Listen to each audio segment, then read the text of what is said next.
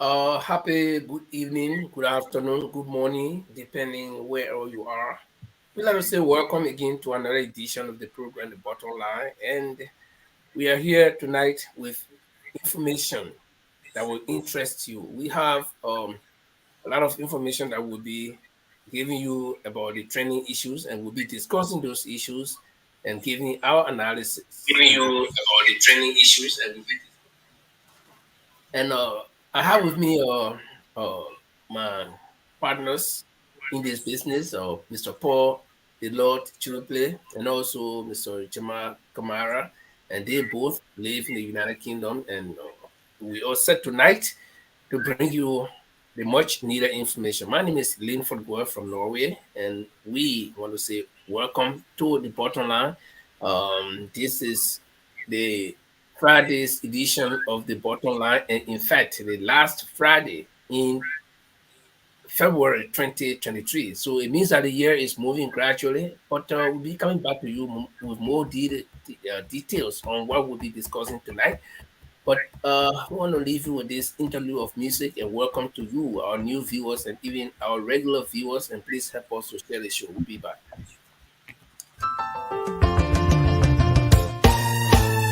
My people, where you at? Where you at? Wake up from your slumber, stop sleeping.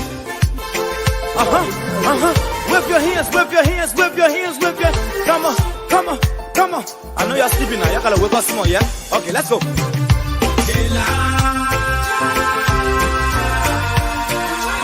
people fool us. The people lie to us. The government betray us. They betray us so much. I said they lie. The people fool us, the people lie to us, the government betray us. They can lie, they can steal, they will not come up. I said we tired with their lies, we tired with their promises that led us to all our damages. We tired with that speech they preach indeed, and now unique they deceive us. The thing we saw, it frustrate us. So why did you lie? Why did you steal? Why did you allow the citizens to grieve? You see, we just tell you that's why we voted you. But you fool us, you screw us, you use us and later on abuse us. So why? The government should lie. Why? But that's the question that we ask. They lie. The people lie to us. The government betray us. They betray us so much. I said they lie. The people fool us, the people lie to us. The government betray us. They can lie, they can steal, they go knock the corrupt. I said no one to trust. My people don't want to hope on. Nobody. My hope that I have been broken. I'm telling you, brother. So where are the schools? Where are the roads? Where are the jobs that they say they could afford? But they're too selfish. The people tired with their rhetoric. People tired, they tired. You see the reason why we ask why the government betray. They have enough of time, but yeah, then instead they delay. People suffer. No work for people crying for hunger. Look at.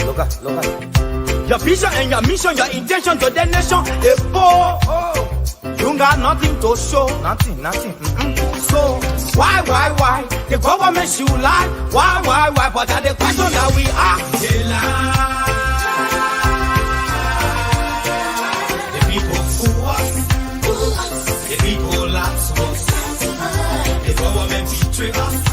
They betray us so much. I said they lie. The people fool us, the people lie to us, the government betray us. They can lie, they can steal, they go knock the corrupt.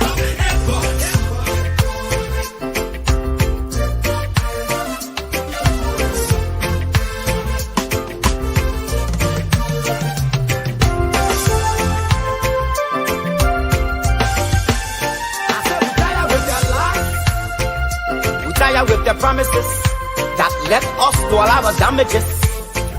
We tired with that speech they preach indeed, and now unique they deceive us.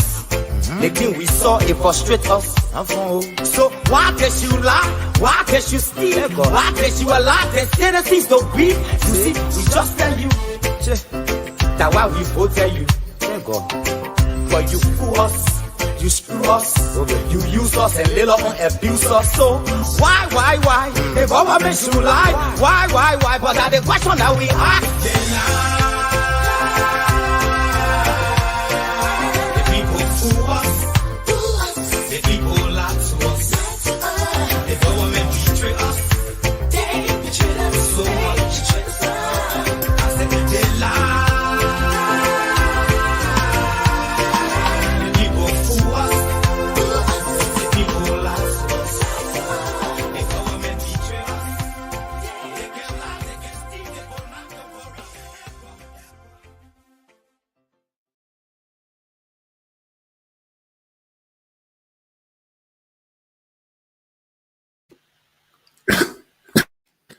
Well, let's say formally welcome to our panelists here and also our guests. Paul and Chima, you guys live on the other side. Tell me exactly how are you faring? How is the weather? How is life and so forth? Well, good evening from mine end, and good afternoon, good morning from our viewer, whatever they are.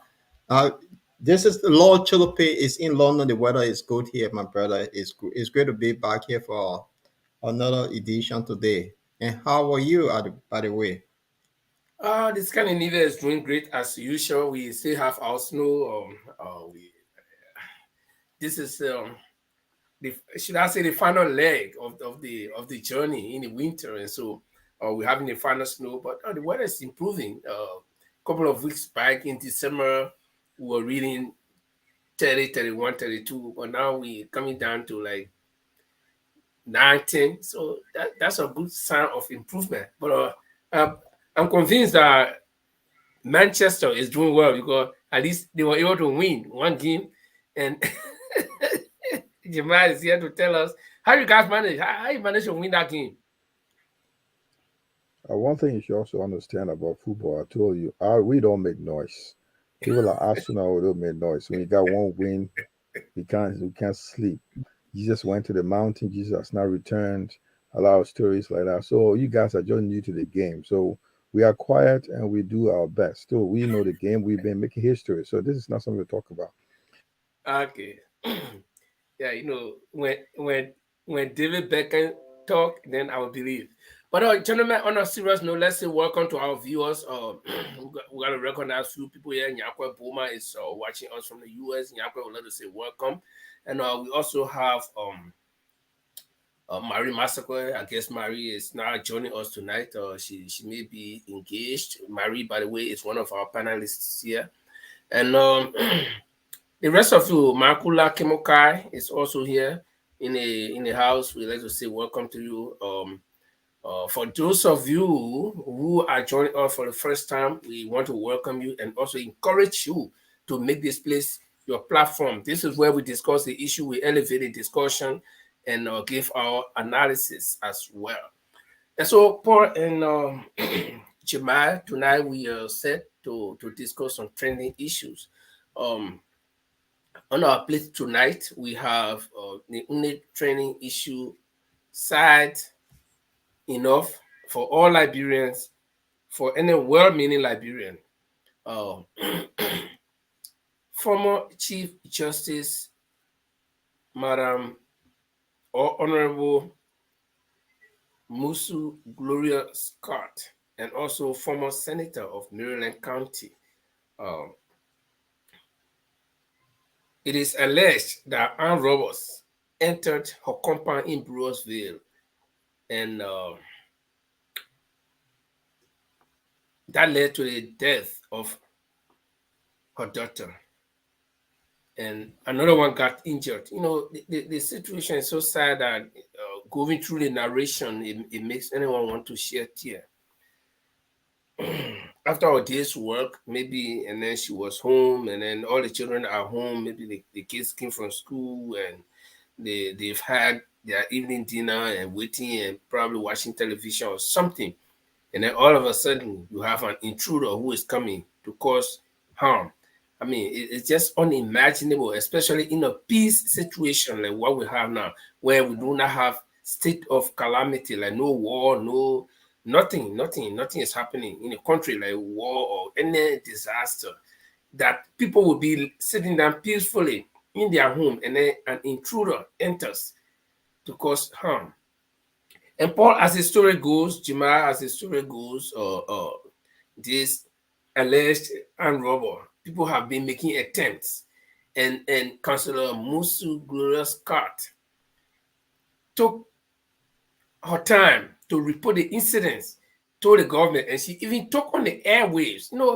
I mean, normally if the armed robber was just hit, or people would just hit your home and do the thing that they want to do, that's a different thing. That's a surprise.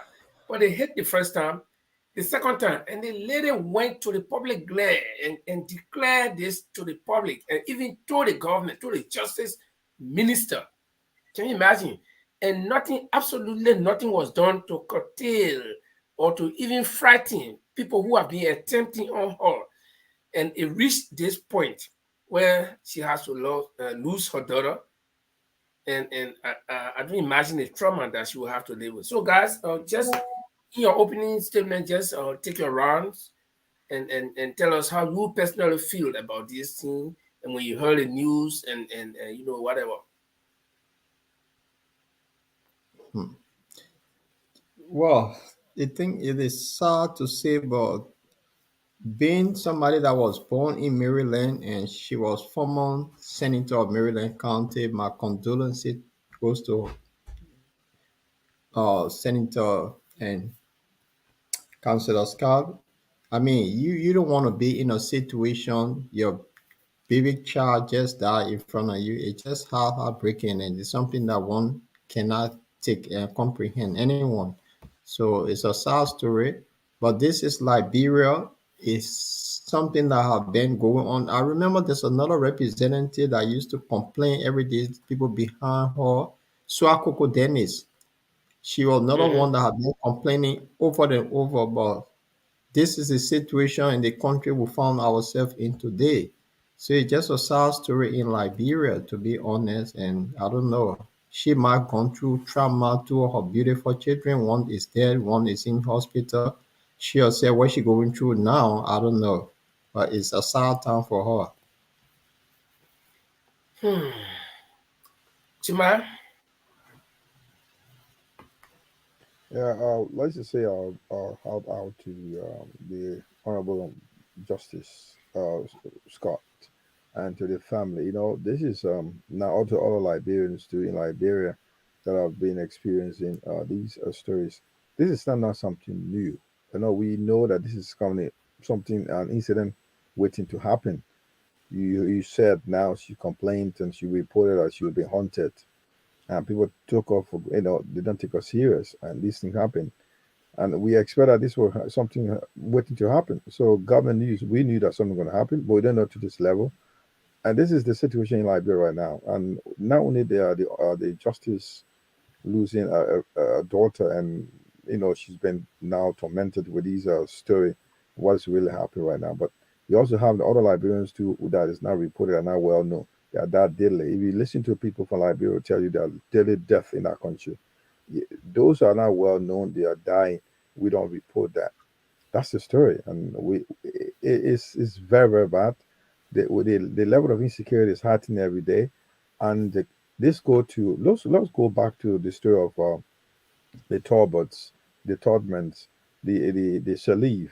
Those are well-known people that we know of. What about the unknown people that you don't know? I don't know that are dying in the slums, in the various suburbs, in the various districts, out of insecurity in the country. When the president is saying to us that we should have our own CCTV camera, this is you see you find out this is something like a disaster waiting to happen.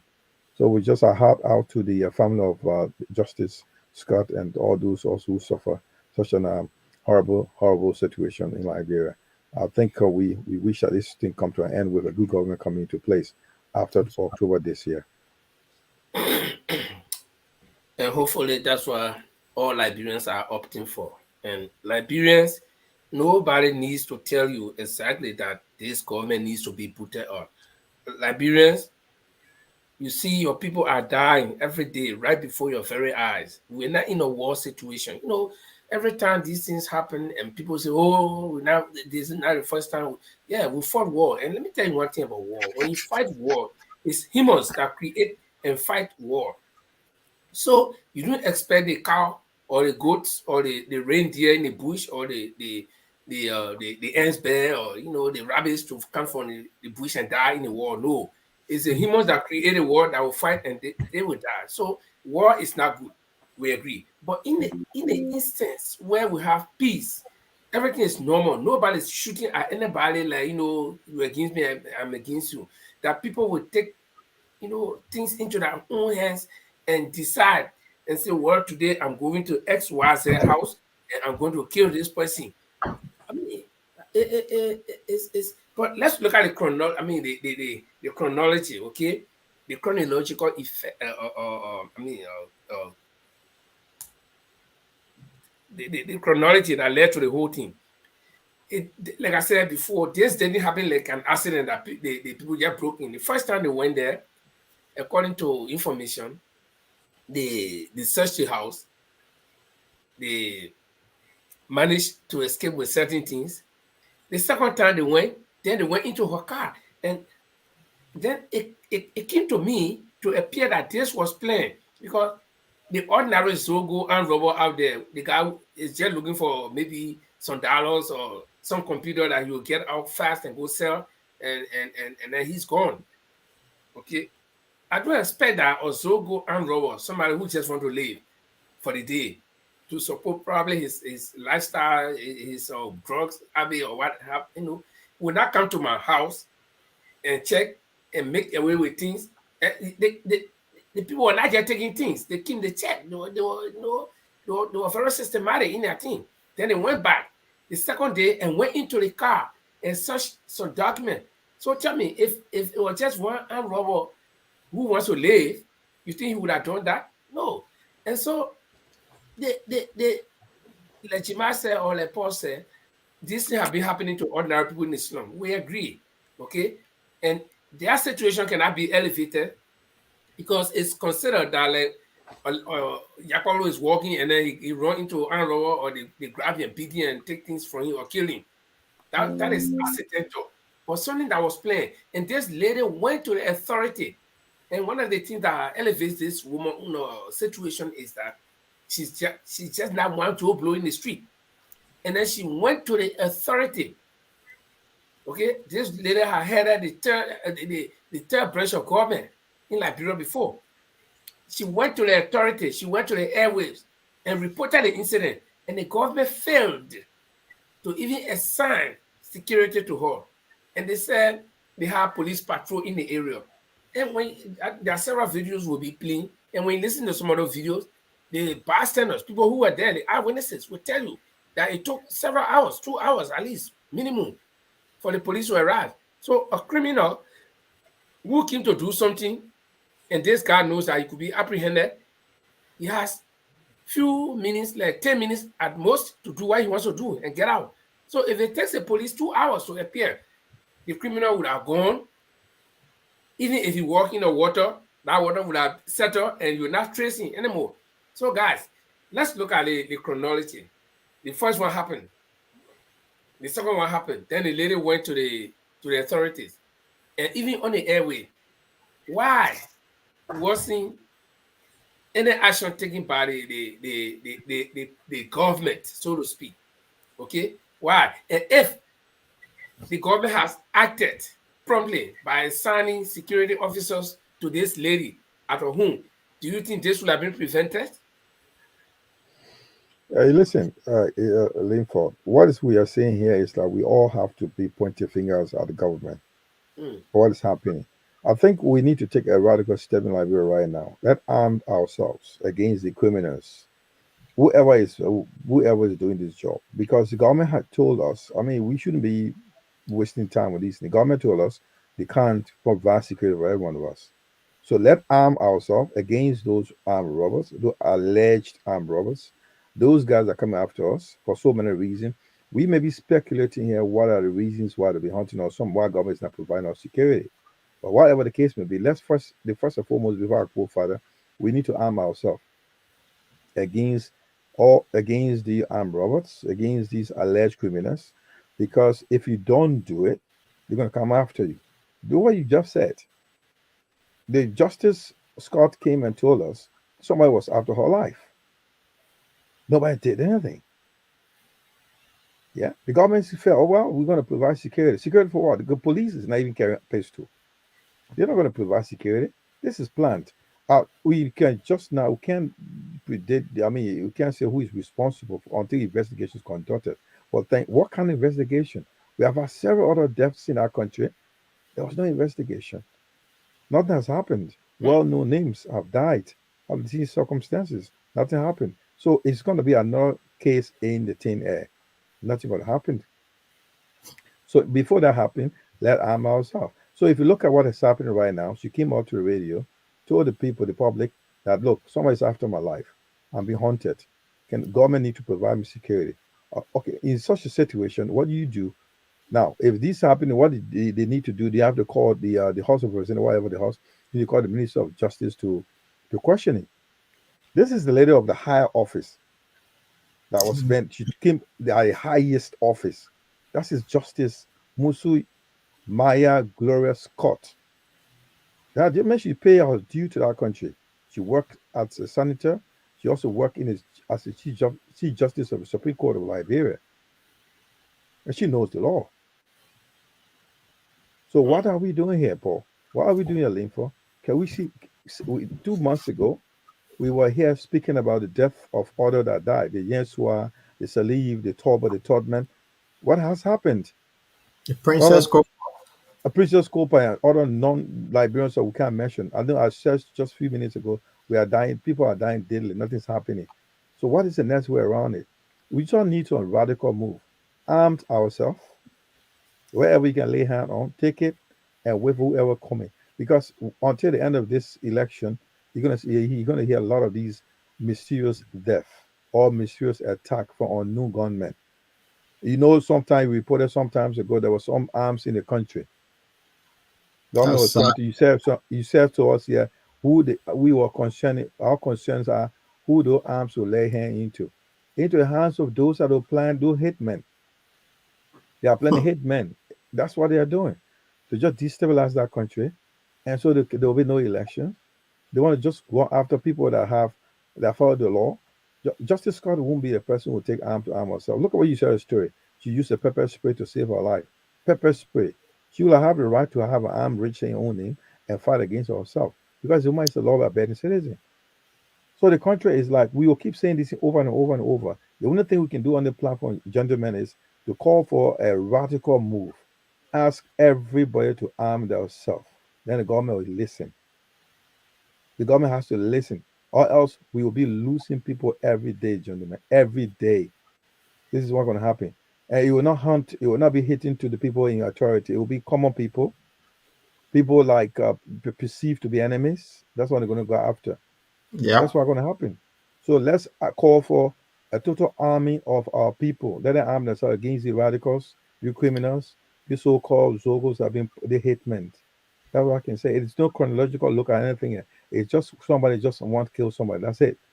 And when the government is not providing security, trying to provide CCTV camera, where are we heading to, gentlemen? Where are we heading to? That's the question. Well, That's the question. Where are we heading to? And Jamal, I tend to agree with you here on that because the government already said it that everybody must buy CCTV. Although we don't have electricity in the country, so if you buy CCTV, someone come and murder you, how do you catch this person or find them? So the right thing is people need to arm themselves because the government cannot do it. So since they can't do it, let everybody arm themselves. So I agree with you, Jamal. But then something funny here too. The area that involved Brove, isn't that the place the police said they discovered arms that were sent to Liberia? Exactly, This Paul. is, yeah, Exactly. it's like Brove. That's where they Broville. discovered the arms. And then You know, there's arms. another thing, the Justice Callr is not living far away from Butu Kane. Senate, I said Senator from Senator from the Buffalo. Apple. senator from Bapolu. Yeah, he's just living next door, and that particular district accommodate our house a lot of the high-ranking people. You People, got yeah. like put the And there is Tobana also a police depot there yeah, that's around not that area. far. It's a place they call Sharif. Yeah, it is a Sharif gas station. It's just a few minute walk from Ray Hill Feed. I lived in that community before. I lived right behind that Sharif yard before. And what is happening? You got a lot of high-ranking people living in that fair district. You got people like the late the guy who was the ambassador in the UK. What was his name again? They were just a couple of Wesley Johnson. Wesley was living there. He lived there, and they got high-ranking people living in that district. I just said about the Tupana people that live in that district, and they got Hmm. many or knew many people live in that district. So I'm telling you that district is well housed with a lot of well-known Liberians. So what are we saying here, guys? The government has told us we failed you. We can't provide security. And look at the funny thing, gentlemen. Listen to what he's saying. You can look for your own CCTV camera. Consider I've got my CCTV camera. I caught the camera, the corporate on my CCTV camera. Who's going to investigate that? Does the government have the resources to investigate? They No. don't. But the government should have told us, arm yourself. I think this is what we should be calling for. Let's I, arm ourselves I against agree those with criminals. you. So everybody can defend themselves because the government not willing to do that. They don't have the money, they don't have the resources. Let people arm themselves and protect themselves. Because if Gloria Scott, who live in a secure environment, if they can break through, then think about somebody who don't have fence in the environment that you Yeah, just come in. and Paul, It's, that's one thing I wanted to talk about. I saw the fence with two gates, yeah, and massive this fence fence. is, yeah, massive fence. The fence is pretty high, so somebody to claim you might have some support, somebody pushing you up, or you stand on something to claim. You can't just hop over this fence. And how possible is it that these guys will make two attempts, and the third attempt they succeeded in doing such thing?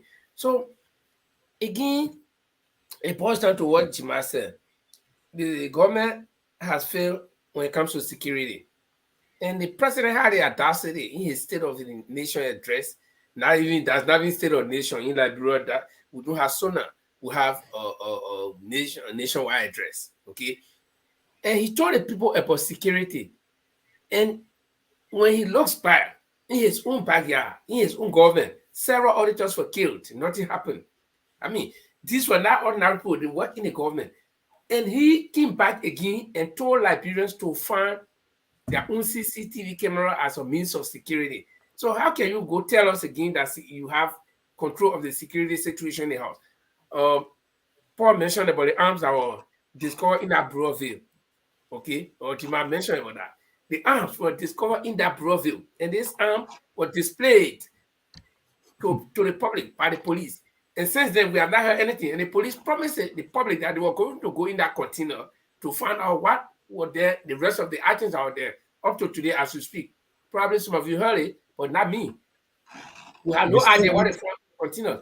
And even to make matters worse, we have not heard about the arms, the one that they took. Okay? So where are we? Like you guys But said, where are we? I yeah, think this is arm what I'm ourselves. saying.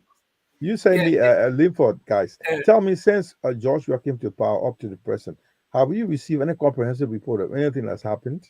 nothing. no. From the So day we he got don't into power up to the present, have we received From anything? They $16 billion always getting invest missing, from the $25 time of million. the $6 million billion dollar Liberian dollars coming to the recent upper report over report. Have we had any report, final report of anything? There's nothing. They're no. always investigating. They're always investigating. You continue investigating until 2027. That's why they're always investigating. So the only way, guys, around, gentlemen, you know what's happening. I know you'll be playing some video where we'll give you some more details what's happening from some reliable sources. But what's happening, the only way around is for the government to take Liberians serious. Let them arm themselves. Okay, Let the but people arm themselves. let me ask this question, Paul, to both of you. If we arm ourselves, if all the citizens arm themselves, don't you think there will be a lot of chaos? Because it's like if I have 5 boys in my house, I got armed. All five of us got armed in the house. The neighbor got armed. Everybody got armed. and then two guys get into a fight. Maybe two drunken guys get into a fight. The other guy go and take his arm, and the other one take his arm. Don't you think we'll have a lot of chaos in Liberia? I think especially in a country where there is no because people two opposing neighbors could take and start shooting each other, and then when you look, the other neighbors to join, and then it spread because the first thing is our police is not active. They cannot come on the scene to break any violence. So we might just have a situation where there will be chaos. What do you think? I'll just say, But that's what the government wants for you to be. Yes, that's why you pay your taxes for them to protect you. If they fail to do that, then it means you arm yourself and take the law into your own hand because nobody's going to protect you. So whereby if you have a government in place that ready say, oh, so the two neighbors can't fight for unnecessary thing, one person will face the weight of the law. But whereby they tell you say found CCTV because we don't have the resources, that means it'll be a lawless society until you get a better government. Yeah, Paul, like in addition to what Paul's saying, armed ourselves for self-defense. Right, that's one thing. The intention is good. The intention is good, and I like his argument. The intention is good, right? Arm ourselves armed ourselves again for self-defense. Mm-hmm. Look, we will bring America, USA back into Liberia. It's happening in America. They are not taking arms going all over the place, except some guy who goes Sacco, who goes to the mall, shopping mall. Yeah, but that's what I'm saying. That's what I'm saying. If good America can allow it to happen. I live in Houston, right? In Houston, Texas. In Texas, in the whole of Texas, we have this open carry law that I can buy my gun, register it. I can even walk with my rifle on my bike and walk and go to the supermarket. They got a flip side of it. You know what the good side of it? Like the guy who is coming to me believe that I'm armed. He know that you're not going to go out easy. So he won't know. He's going to walk. He's going to go into my house. You're not going to just go out easy. You're going to go the house you're going to. That guy is fully armed to the teeth. So be careful. But you go far. You go far. There's something in the Liberian law called trespass. It's there. You cannot just walk into somebody's fence. That's trespass. They have the right to go after it. So if people arm themselves. Yeah, but Paul, let me ask this question. Where you one of you said it, that one guy will just go nuts and take for no reason. Yeah. And take and go to maybe come on so new and just go to Ken Johnson, start shooting people there. See, so we gotta prevent danger. I agree, but this is what happened in America. If the great America knows those things happen, they allow people to own gun in their own name, and what is above that is self-defense. Mm-hmm. It's better to have that happening than having the whole nation perish with a bunch of people carrying out attacking people at night, and somebody hits you because I don't like you, because I'm against you or you're against me. You pay some hate me to get me, but once you come in now, you come in to get Jamel, and Jamel is well armed to your teeth. You're not going to go easy, bro. We're going to have a real fight. So the government will take it serious. Look, if government is not does not have the resources to provide security for the nation, for its people, what happens next? So how do the people get it guns? How will the people in Liberia? It's easy. America where they got gun shops and you can walk in the street. People on the street to tell the government to allow people to have gun shops to buy guns. To buy them, or legal buy guns. The government refused to look after their citizens. Their citizens have to protect themselves. Look at a classic example. A big name, Gloria Scott. Look at this, what happened. They went behind her, they got somebody from her house. So you think when she had armed, was that going to happen? Then think about the common man who don't live in a fence. You think only live for us? So that question. But okay, I want you to read this. I want you to read this comment, because this is how some Liberians will begin to think. Madam Chadela Branch is saying, how can a panelist advocate potential chaos? It is the people of Liberia that will suffer while you are in Europe. What do you say about that? I will take on that. Listen, the fact of the matter here, because what we are saying here, people are dying already, be dying. This is going to happen already. Should we say the people keep dying? I mean, this is like we almost like turning the other cheek. People are dying, continuously dying. We are calling for a change to come. And the change that is coming, we just said to you that we hope that the government that coming into place will replace George. We will bring a better change. That's what we've been fighting for. Until then, what do we do? Can we continue to die? Okay, Can we continue to die? I want to talk about that too. But let me look at it this way. You got, we in what? March almost, okay? So we got March, April, May, June, July, August, September, October. We got 8 months, roughly 8 months to election. 40,000 people can die within 8 months. Yeah, but I agree. But I'm all the people in Liberia now. I'm all the people in Liberia now. And 8 months count, then you start with disarm people. So no, you're not getting it right. We are not saying armed people for violence. We're saying armed in self-defense. No, I agree. No, not arming them for violence. Arm them for have a registered arm in self-defense. Oh, that's what we are saying. So we are not saying that take arm, go and buy arm instead of disrupting the peace in the country. No, we are saying new government comes in 2024. So everything is okay. So how do we get those arms back again? And it's a sound to you. It's registered arm. It's registered arm. Let me ask. I think 3 of us there. We are not born armed before. You are not taking arm before.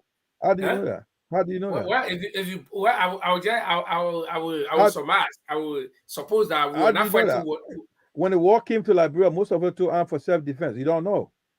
Okay, exactly. But I did not take arm. But I know what arm is, because the reason I'm saying it is that even in my own family, where I have some of my friends, my relative, my very close relative fighting, when those boys handle a gun, they appear to be different. Okay, so gun, there is something about gun. The moment you get a gun, you begin to think low down on the other people. You see, so you keep going the other way. If this had happened to you, every time somebody coming to you, they threaten you, and this happened to you, what will you say? The government didn't say found CCTV. Will you say that for someone to kill you? I will not. So what were you going to do? What did you do? Yeah, very good. Thank you for that. That's the question I'm waiting for. What I will do is that I will push for my government to do the right thing. How? There's a lot of things we can do. We can demonstrate. Oh, we yeah, can call on our international. How many people beg you? It may sound far-fetched. It may sound far-fetched. But listen. People, listen, but brother, I'm sorry for interrupting you. The government that is in power right now, they don't understand the language of peace. They like to be, their foundation to be shaking well, in the sense that they will take us serious. They don't take Liberians serious at all. Man, we are losing lives every day in that country. Listen to people from Liberia will tell you how many people dying every day. There are a bunch of people, hunger and other things, poverty have caused a lot of people to go out there and hijack. They will kill them in the process. People have died in the process. Yeah, but it's not. You can't pull off fire with gas. You do. It's necessary. It happened in Nigeria when the too much of armed robbers were hitting Nigeria. They said fire for fire. You know, he had Operation Fire for Fire in Nigeria. That's what's happening. So what happened? It was fire for fire. Government have security out there. So when you do about the Zogos, when you do about it, see, the thing is, let me get you something. You already have. Wait, listen. Okay, go on, the point we're all driving through here, we'll discuss this in Jamel. The point we're all driving through here is that we should protect ourselves. So we got a lawless section of the society already that they call it the Zogos. And you will not be arming yourself and deny the Zogos or having armed too. And these Zogos are people who are already introduced to this violence. For them, violence is their normal life. So you get an arm too, right? You can't exclude them. Yeah, what you don't understand here. Go start hijacking people. What you do? Don't get this out of context. Let's get this in straight. Let's lay the premise in this way. We are saying to you, we want a legal way of owning arms to register your name in self-defense. We're not telling you. Listen. We're not telling you we are distributing arms to everybody, all so-called criminals in the community to go hunt people down. It happened in America. People are in America, you don't consider they could be Zogo, they could be psychologically deranged. They are sitting there in the house, they are not better than the Zogos. They got arms. Arms. So you can't tell me the Zogo. The Zogos are disadvantaged people. They're like there's government-filled people too, because the government the first level of people the government should look after was the Zogos. They promised them to look after them with their mental deranged. They got issues they got to look after. There's a mental issue they may have been going through, or other psychological issues they're going through. Governments fail to look after these people. That's the first and foremost. Before there will be conditions before somebody own an arm in our country. You can't just go buy arm because you want. There will be conditions state. There'll be laws and orders how to own an arm and to be registered, and Who's going to how make the the arm law? to be Who's traced. going to make this law? Your government is not active. Who's going to make a law? The said, government is look, not active in the first place, and that's why you want to protect yourself. Oh yeah, don't God, be you see, this is why we're coming down. The government is not active. You won't get on the street to take government to support you. Government is not active. How do the government listen to you? You're not even active. exactly. So when you talk about law, because me, I'm looking at where we'll lose control of the whole situation, where the nation will lose control. You know what will happen? The government will be serious. They know that something's not going to go wrong. Let's get serious. They go out of hand. Then let move on because they think. Okay. We can't just move on like that. Yeah. Senator Prince Johnson made similar call recently. He said they want to add law where lawmakers will be carrying arms to protect themselves. Now you see, because but they come back to what me and Jamal saying, because but the problem I have with Prince Johnson is that he wants certain group of the people in the society to be protected, while the rest of the people, for you guys, you are advocating for everybody. You want all citizens who care. You see what is Linford? Yeah. Mr. Guer, why the Honorable Johnson is asking for self-defense? Government should allow laws to be told they can defend themselves. Why is that? Because they think that their lives been threatened. He feels that those of them up there, like at the level of representative, anywhere up there in top government position, they are more threat. I mean, or they are prone to more threat. Okay, they are vulnerable to more threat. So the Yakwa who coming from a farm will lay he cannot get gone, but that Yakwa could be dead. Yeah, listen. Life is not fair for everybody. This is what happening. Look, we don't wish that everybody got the same situation. We are saying that those who can afford gun should buy it through the legal means for self-defense. This is what we are saying here. We are saying if you can afford guns, go and buy for self-defense, because the government has failed to defend you. The government has failed to protect the security for you. So should we continue to die? This is a radical move. People think we should not be saying this. We are not inviting chaos, but government, it will get government's attention. Government will listen to us, because the government knows that people are armed, they will take serious. The government Mr. Guer, those who have money to buy registered arm is welcome, but government will not be distributed. This is what we are saying. So, Alexander Boniface Emmanuel Hayes is saying, supporting our point. And he's right. Yeah, but my point here is I want free judge. I want equal right for everybody. So my grandfather can have a full gun, but my grandfather can be killed. So the Peter Paul who can have a full lot of guns will buy plenty of guns, and my grandfather is just walking and shoot my grandfather. What you're saying? But it doesn't work like that. It's self-defense. When somebody comes to your territory to harm you, you defend yourself. You're not going on the street and be shooting people. Paul, wait a second. The reason why I keep arguing. I know you go. Let me say something. Linford, you live in Houston, Texas. You live in Houston in America, right? Yeah. Does everybody in America has gone? In Houston has gone? Not everybody. Good. So the situation going to happen in Liberia, just what happening in America, certain state in America that laws allowed to carry a gun, will do the same thing in Liberia, just like that.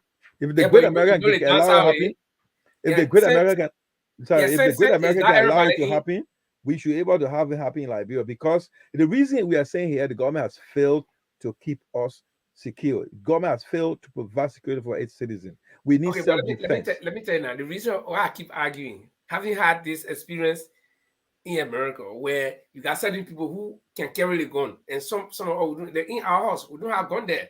But so if one crazy guy, we just get up and come to our house, so how do we defend ourselves? We call that one isolated case, my brother. Don't worry. Exactly. Unless you did something to this guy and you bent people, it will be an isolated case. You'll not be one.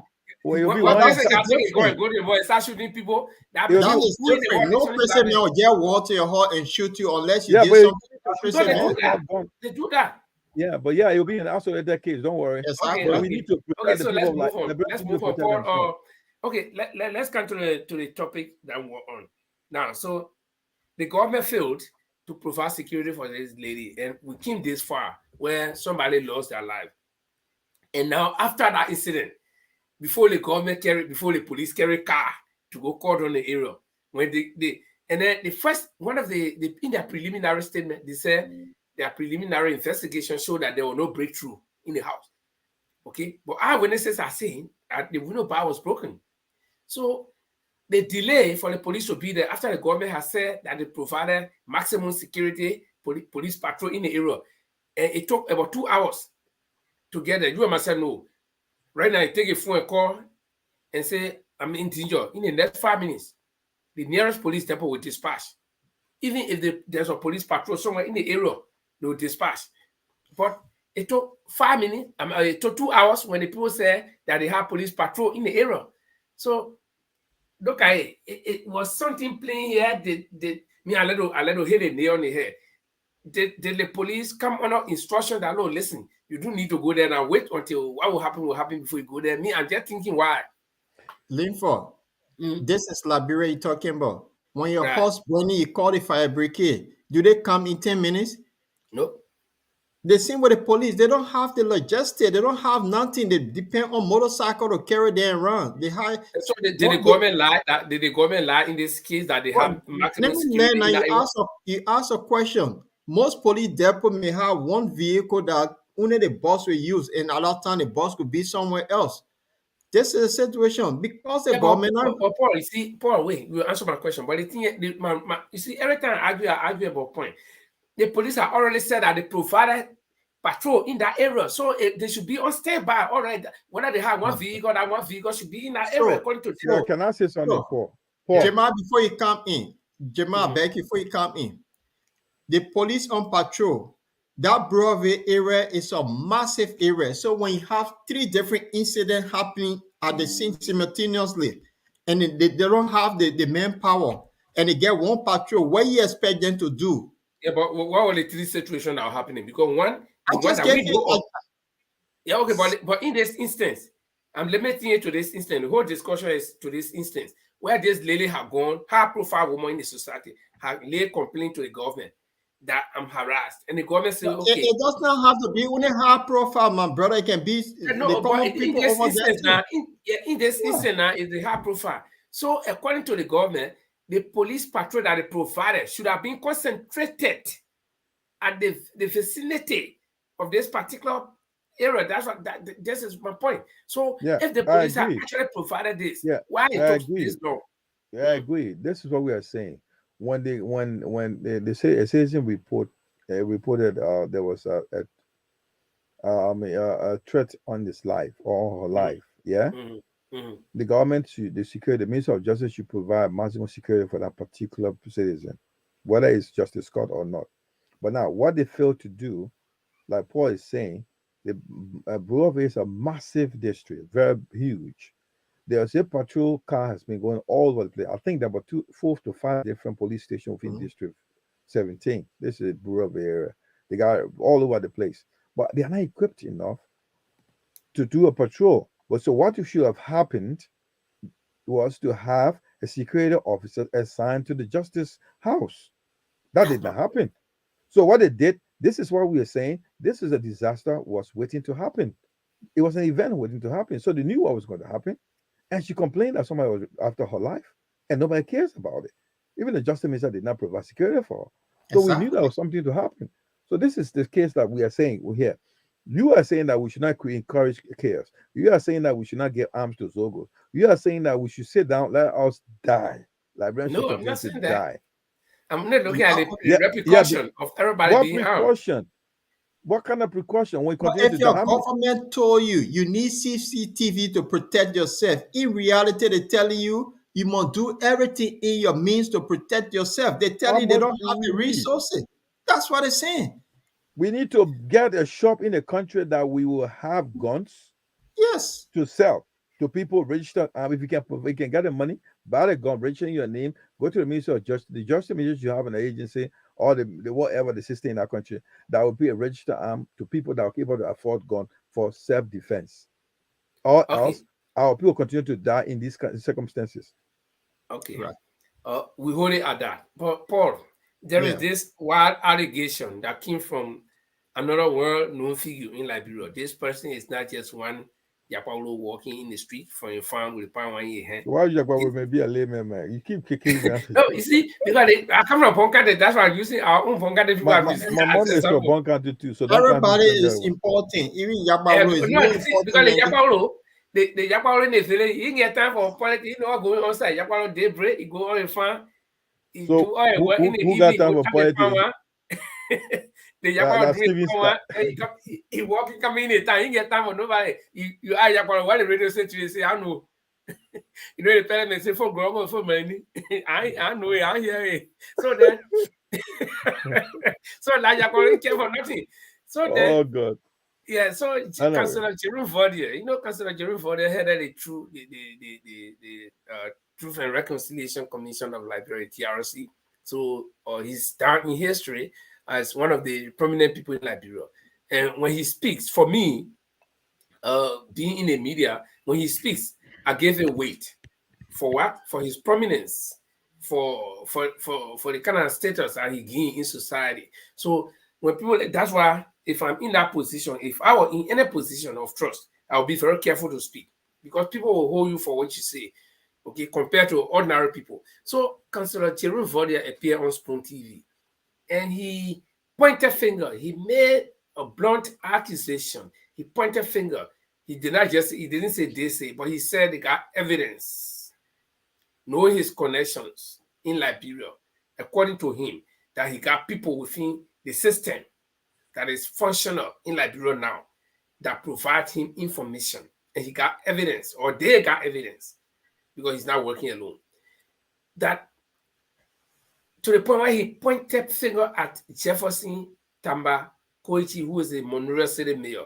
And then he named another guy, one Valley Taylor, who is supposed to be the deputy for operation at the Monrovia City Police. You know, the city police, they got their own police. Okay. So the deputy for operation, you know, operation didn't want to carry out, didn't want to do all the thing, all the work, all the operational work. So Councillor Jerome Vordier pinpointed those two people. He said it was the guy, the Valley Taylor guy, who also has some war history, that carried out the operation, and he vividly described how the guy looked when he went there. He was wearing a short trouser, he did not have a top, he did not have shoes or slipper, and he went there, and he went to the operation that led to the death of the child. Okay, and then he said he did it with the acquiescence, the approval of Jefferson Koichi. Isn't that a grave allegation? How do you guys, I mean, I think before we dive into it, let's listen to Vordier Let's himself have when the he video. said, Yeah. So yeah.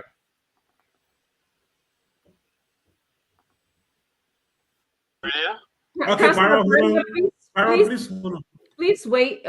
Chairman Byron, please wait. Let's hear from Councilor Verdia. Councilor Verdia, welcome again to the platform. Thank you for coming in. I understand you said you had a few words to say about the situation involving Madam Gloria Scott. Could you please speak to us? Yes, ma'am, very precisely. And I followed the program a little bit. And it was said that the government's intervention was very, very late because the attack on Justice Gloria Musu Scott was a government operation. And the police was told to stand down. Specifically, I don't know if we know who Jefferson Koichi is. He was the one who organized and masterminded the attack on Justice Gloria Musu Scott. At the moment, we are trying to find out the purpose or the objective. It is not very clear yet. It will be personal or political because of her current political role. But the guy who entered the house is one Valley Taylor. Valley Taylor. He lives in the Brewerville area. He works at the Monrovia City Hall as the Deputy Chief of Operations for Monrovia City Hall Police. He's a former A2U officer and he's a former fighter of Ulimo Care. He did a lot of killing in Sino County. He's a very dangerous killer. He entered there and carried out the operation. When he entered the house, he had nothing on his feet, and he had no top, no shirt, no dress, no nothing.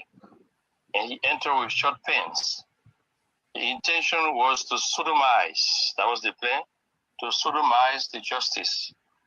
When he got in, the reaction of the child who tried to prevent him, the children who tried to prevent him from entering her private premises, he killed one and wounded the other.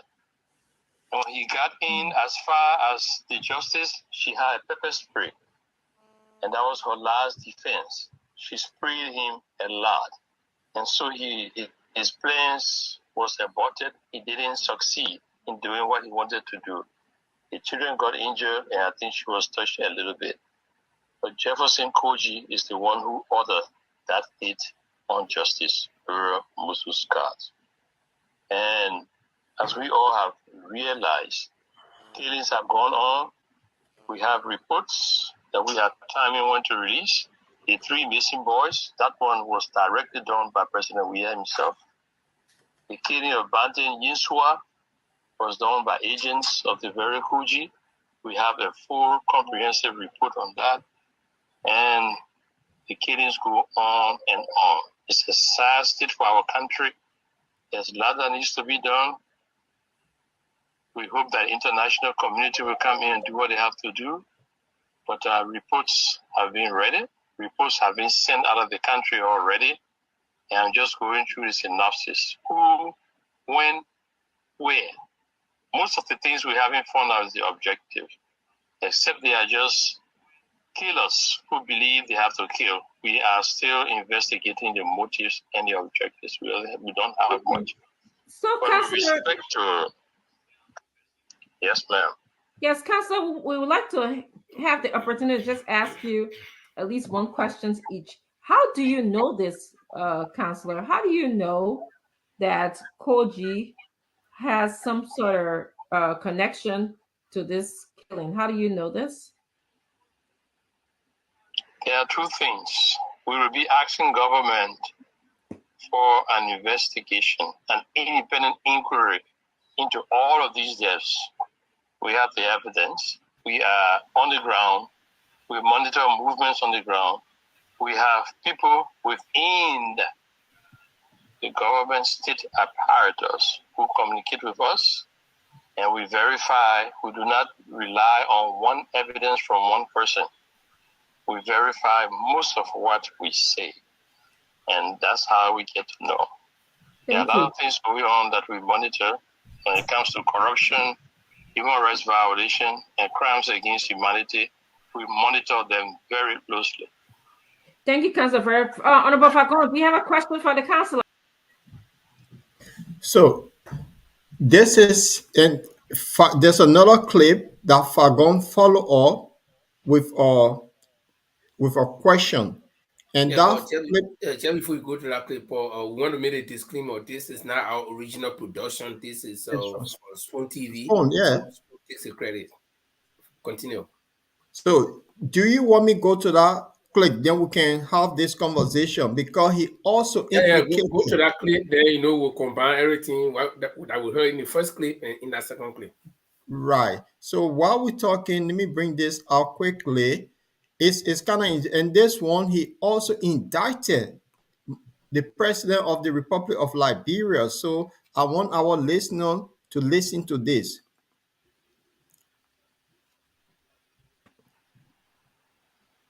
You muted. You are muted, Fagon. It said, you can tell who they wants the name. Is it Vanny or Valley Taylor? Varlee, Valley. Valley Taylor. Not Taylor, but Taylor. Taylor, Tellah. Oh. He is the deputy for operation at Memorial City Hall Police. Okay. He once was with the Ulimoke and the ATU, as we know now. The ATU, yes. He did a lot of killing in Sano County. And like you said, you don't know what the motive is. The motive is not clear, but you are confident enough that it was Jefferson Cllr that ordered the hit. Precisely. And I'd like to add that Jefferson Cllr wasn't satisfied with the work. He refused to see the guy after the work was done, and he paid him off through a third party. And he told him specifically that he wasn't sent to kill a child. He had a target, And killing an innocent baby is not part of his work. It was not part of his mission. So Jefferson Cllr refused to meet the guy, and they had this altercation. And Cllr sent his balance money to a third party who delivered it to him. Wow. Cllr wasn't satisfied with the outcome because the child was killed. Well, if you're just joining us, you are watching Spoon, and Councillor Verdier has just kind of did a breaking news here. He is connecting Cllr to the attack, the killing of Mrs. Gloria Scott's daughter to someone in Monrovia City Hall. Leo Johnson, you have a question for Councillor Verdier? Yeah, I just, Councillor Verdier, thank you for joining. I just have a question. I'm usually, very careful with these kind of things because I try to not prejudice when there's been no court proceedings or when there's been no, even for some of the most heinous crimes, I'm very careful with those usually on making allegations, but Councillor Verdier said clearly that he has evidence to that effect. So what I would like to ask you, Councillor Verdier, with the evidence that you have to that effect, and I know sometimes people have sources they don't need to expose or whatever the sources are, but with the type of evidence that you are describing, can you then say, because some of your critics will say Jefferson Cllr has been accused in the past, and it hasn't come to a point where there was, a conviction or there was any penalty on Jefferson Cllr for some of the accusations that have been holding in the past. And he's a sitting mayor. He's a key government official. And with this type of allegation against him, will you say that the evidence that you have, you're going to pursue it so that it can be validated in a competent court of jurisdiction or a body that can validate that evidence so that it does not become another Councillor Verdier said or another person said and they said and there was no validation? Where we are scheduled to release reports on other cases. We are throwing a challenge to the government to launch an independent inquiry or investigation based upon our information and based upon their own preliminary information. Government has power. Government has all the instruments of the state and the resources to conduct investigations. But we like to emphasize that it be independent in the case of the 3 missing boys, in the case of Batin Ginswa specifically, and the case of the EPS officer. The EPS officer, that makes it 4. Okay, if the government is interested in getting to the bottom of it, yes. If it was a good government, I would walk into Monrovia and launch an inquiry myself, or maybe go to court and call all of these people's names in terms of what happened and what role they played so that they would defend themselves publicly. But that's not the situation now, and the onus is on government. For example, the EPS officer, he was shot by bricks and Finabono, and they know that. Briggs is a deputy for operation within the EPS. He was shot directly, and we have witnesses to that. In the case of the 3 missing boys, they were kept as sex slaves for days for which they were sodomized by the president. And later on, the president gave the order that it be Dibida. He had a conversation with those 3 boys. He told them, said, if we release you, you will talk. And the boys begged for their lives and said, no, we will not talk. And he said, but your parents are already saying you guys are still alive. So how can you put control that you will not talk? You will talk. And the children begged. Innocent children. They were robbed of their virtues. 3 of them, they were sodomized for days. Days. First, there was one person. When he went there, they said, call your other 2 friends. And he said, well, I can do this job. Moses Awuzura, the head of St. Moses Funeral Home, he convinced the other 2 boys to come and join. And the president had a party, sodomizing those boys for days until they were useless and they were no use to him. or you were asked, what should we do with them? He said, TB them. And Moses came and cleared up the mess.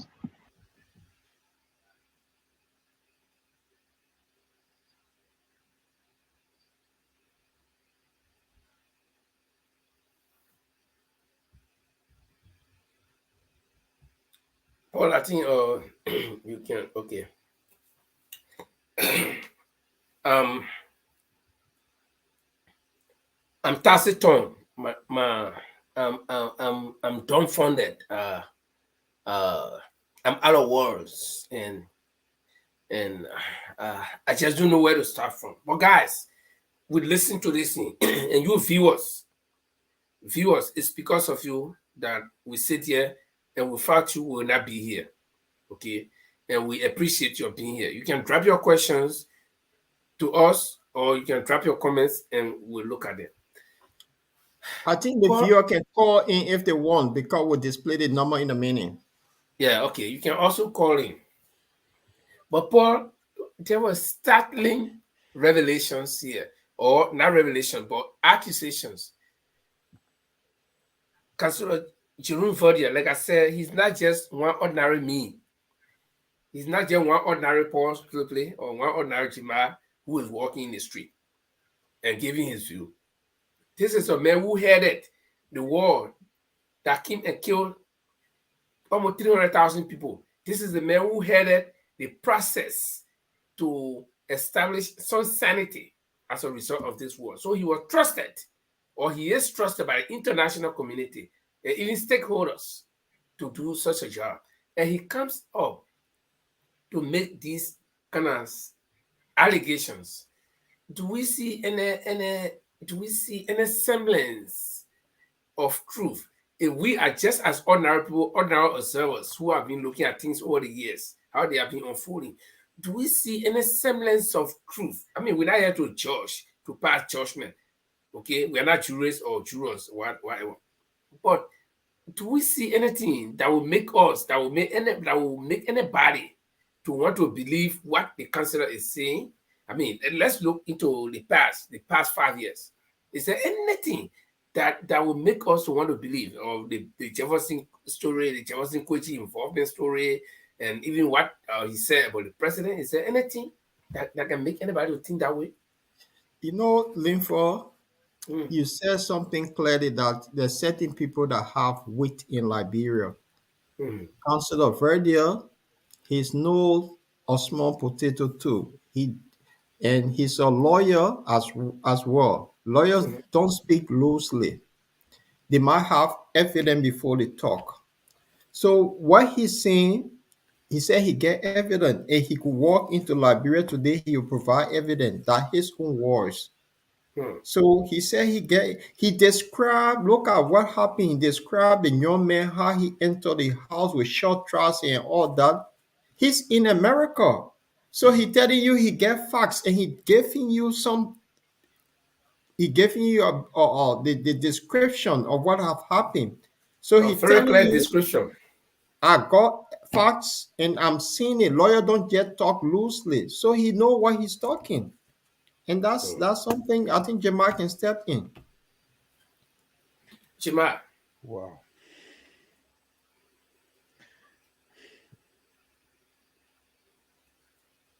Where are we leading to? I told you about Liberia. This is something that we won't in this age having to our people, Linford.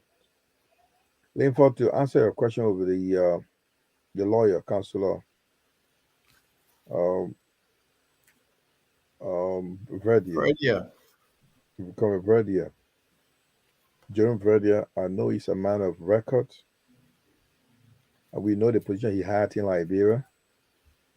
And being a lawyer, like my colleague said, you won't come and say something that may prejudice the case, that have some effect on the case in court. But for now, if the counselor can come out and say something, he has gone to the level where he need to speak. He's among the few in Liberia that publicly speak on these matters and tell us what's happening. And that's a good thing about the counselor. You see, one thing why people like this guy, Yake Kolba, he speaks to the matter, to the file, he speaks to the power. And Councilor Verde is telling you, knowing his background as a lawyer, that he should be giving this information and he providing them. So he knows that he told us in this conversation, in this information that he's giving, that he will be, if Liberia was a free country, he will walk to the court and be a witness to the level that he believed what he's saying. He believed in what he's saying. He's a man of records, he's a man of repetition, a man of character. He had a lot of respect. The man of the Truth and Reconciliation Committee in Liberia, he was the head. He had an international recognition. How he wouldn't speak out of his head. He's not on top of his head. He know what he's saying. So probably people are saying, why is he saying this now? We should wait until court case. There will be no court case in Liberia. We need to know the facts. Thank you, Councillor, for telling us, because there will be no case. There have been no cases for others that have died, and there will be no case for this one that's happened. And you just made a good point, Tim. I'm not cutting you. I read a couple of statements on Facebook where people were saying that he should not have come out and talk loosely like that. And I don't know at what point did people expect him to talk, but I think that's a very this is what happened. That's why Paul and myself saying here tonight, that Liberia needs people to take a radical step. This is why it will call the government to listen. Councillor Verde will not sit there until 2027. Who will he be speaking to? We want to know now. Liberians should know now who are those responsible for those crimes committed every day. He said the president was involved in something. He got involved in sodomizing the 3 boys.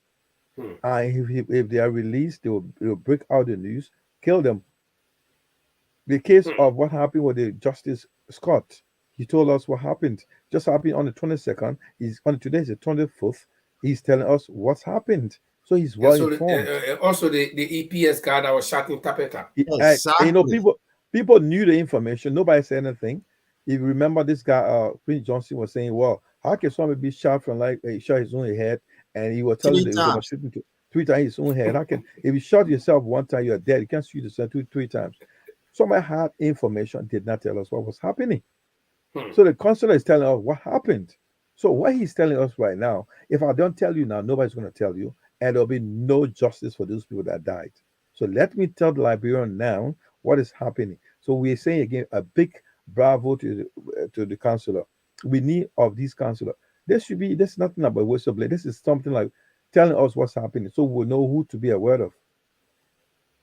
Okay, Paul. Today I understand there was a press conference where a journalist asked Jefferson Cllr if he knew the Valley teller in question. And then I understand that he tell before you play that clip. I understand you have that clip. Alexander, one of our followers here, Alexander Boniface, wrote here.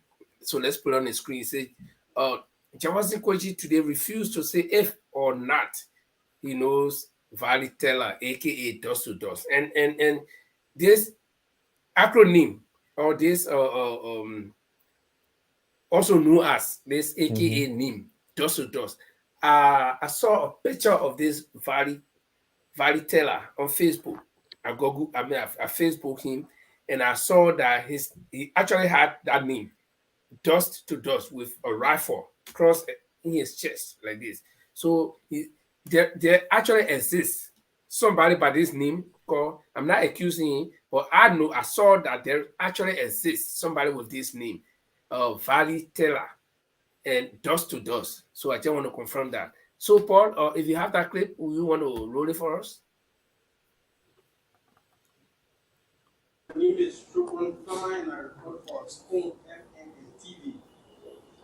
Moving forward, Councillor Gloria said that you allegedly used one of your employees who is one Valley Tele.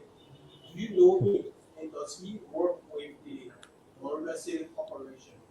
And lastly, why is he carrying firearms? Well, thank you. I would like to begin by answering the first question, then I will conclude on the last one. If you're concerned about Monrovia City Police or whosoever carrying firearm, I will encourage you as a journalist to read the act that created the Monrovia City government. I'm not a security man, so I do not delve into security matters. If such thing exists, those who are responsible within the security apparatus, they will be responsible to deal with that matter. To say whether somebody work in my employ, and that's why I said the councilor sounded like person of interest. We are calling for full investigation. Whether my father or my brother or any MCC employee is not exempted for such investigation. To attempt to delve into who work here and who not work here and who did not participate and who did not, I do not feel comfortable to say those things. He got it. He's not feel comfortable to say But those this things. is But this is clear, before Paul. you guys talk, yeah, before you Paul, talk on that, yeah, hold on, Gemma. Before you guys talk about that, there is picture of this guy being circulating on Facebook. This valley guy, and it will be good to for people to see who is this guy that they're talking about. And this picture that I'm going to put, or it was posted by Martin Collard, so it is there. Martin, who call it? He's putting Martin Martin call Collard. it. He put this picture up. Yeah. So this is the picture. That's Martin Collard put this one up to show who is this guy. There's few pictures there. That's the guy sitting over the vehicle with this is city corporation operation. That's the guy with the bullet, the vest The over bulletproof there. jacket. So the bulletproof jacket. So I just want to put that. That's it. So Flo Jamal. There are several pictures of him that I saw. Now Some listen, in you military know regalia.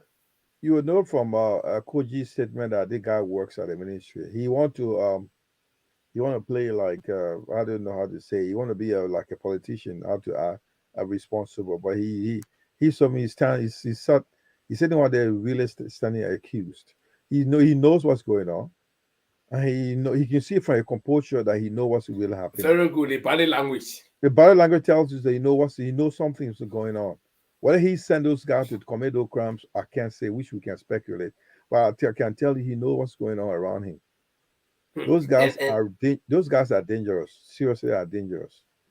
And he is encouraging people to read the act that established the Monrovia City Corporation.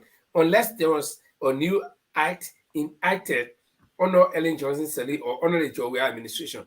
But we grew up in Monrovia from babies.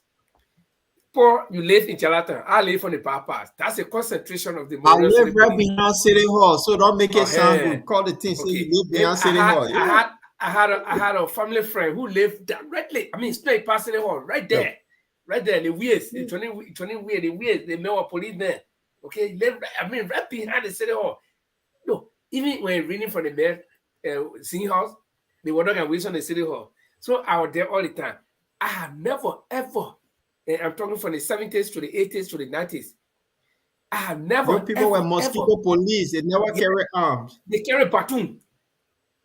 Yeah, exactly. Okay, so for Jefferson Cllr to encourage me.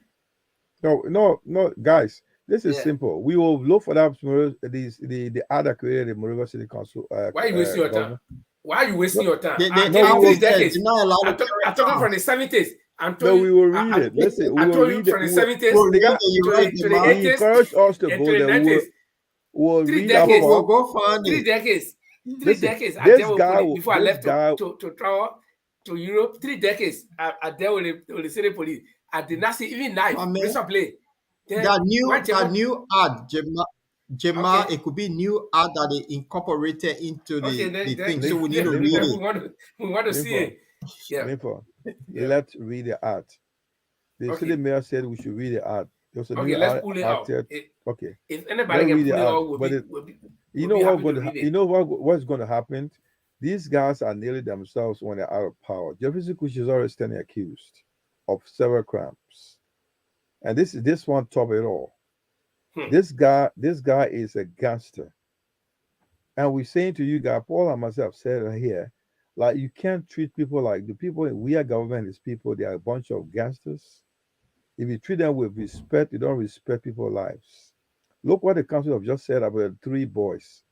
What he just said about the death of the AT, how do you call it, the security officer, APS officer. What he said about the case of Justice Scott. Can we treat these people with civility? Yeah, but No. you see, I will always be on the other side. Yeah, we can react. If we want to employ the Isaac Newton law of force, where every force requires equal or opposite reaction, right? But again, I will look at the repercussion. See, listen, take the ball and bounce it on the wall softly. That ball will hit the wall and come back to you softly. But if you hit it hard, it might come back to you hard. So the point I'm making, I'm a good footballer, I'm a goalkeeper, so I know what I'm talking about. Where did you went to? Did I want to? I played for my country here. What country?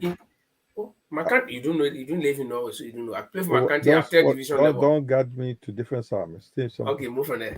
So the point I'm trying to make, that every force there is equal and opposite reaction.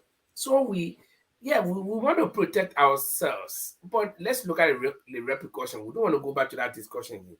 So let me forward the discussion with this question, Paul.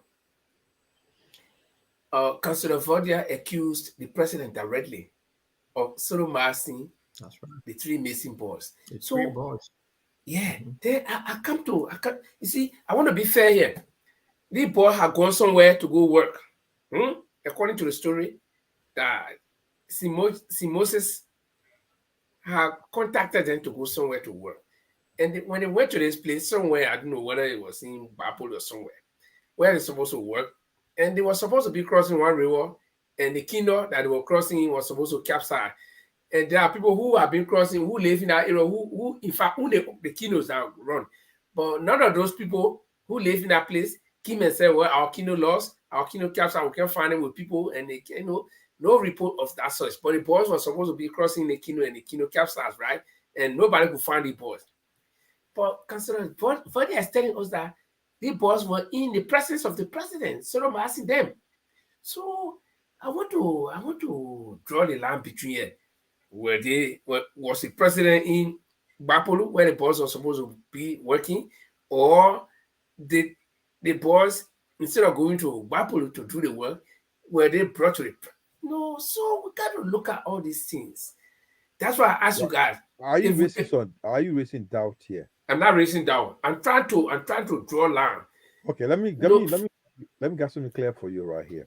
Okay, go There's on. a possibility that these guys will be taken to the marshal, to the executive marshal. You see, That's everything I say, still, I told you guys that everything I say, there's a reason why I bring these things out.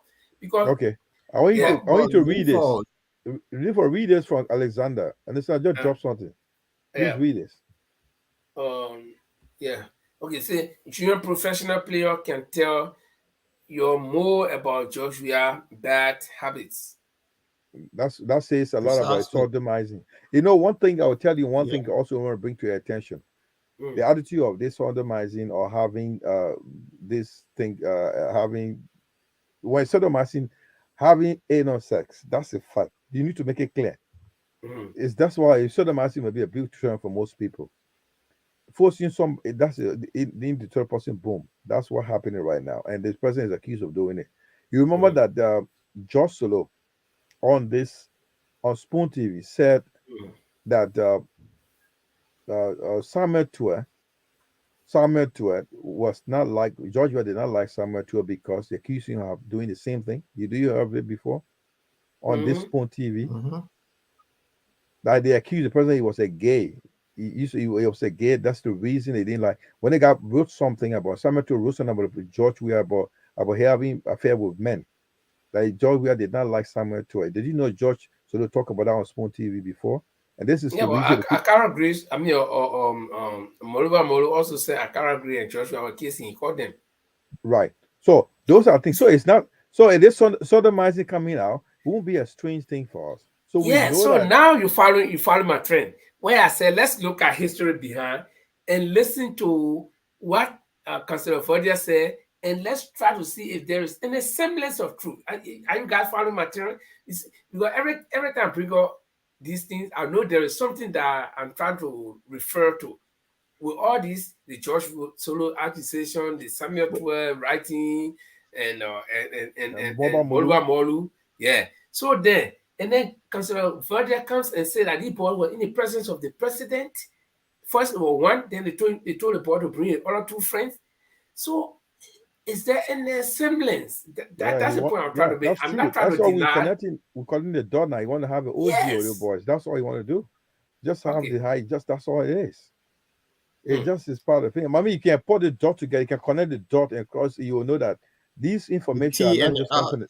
Yeah, it's not coming from the things. It's like somebody he's been in this habit before. Like, look at what Alexander Boniface Emmanuel Hayes just said.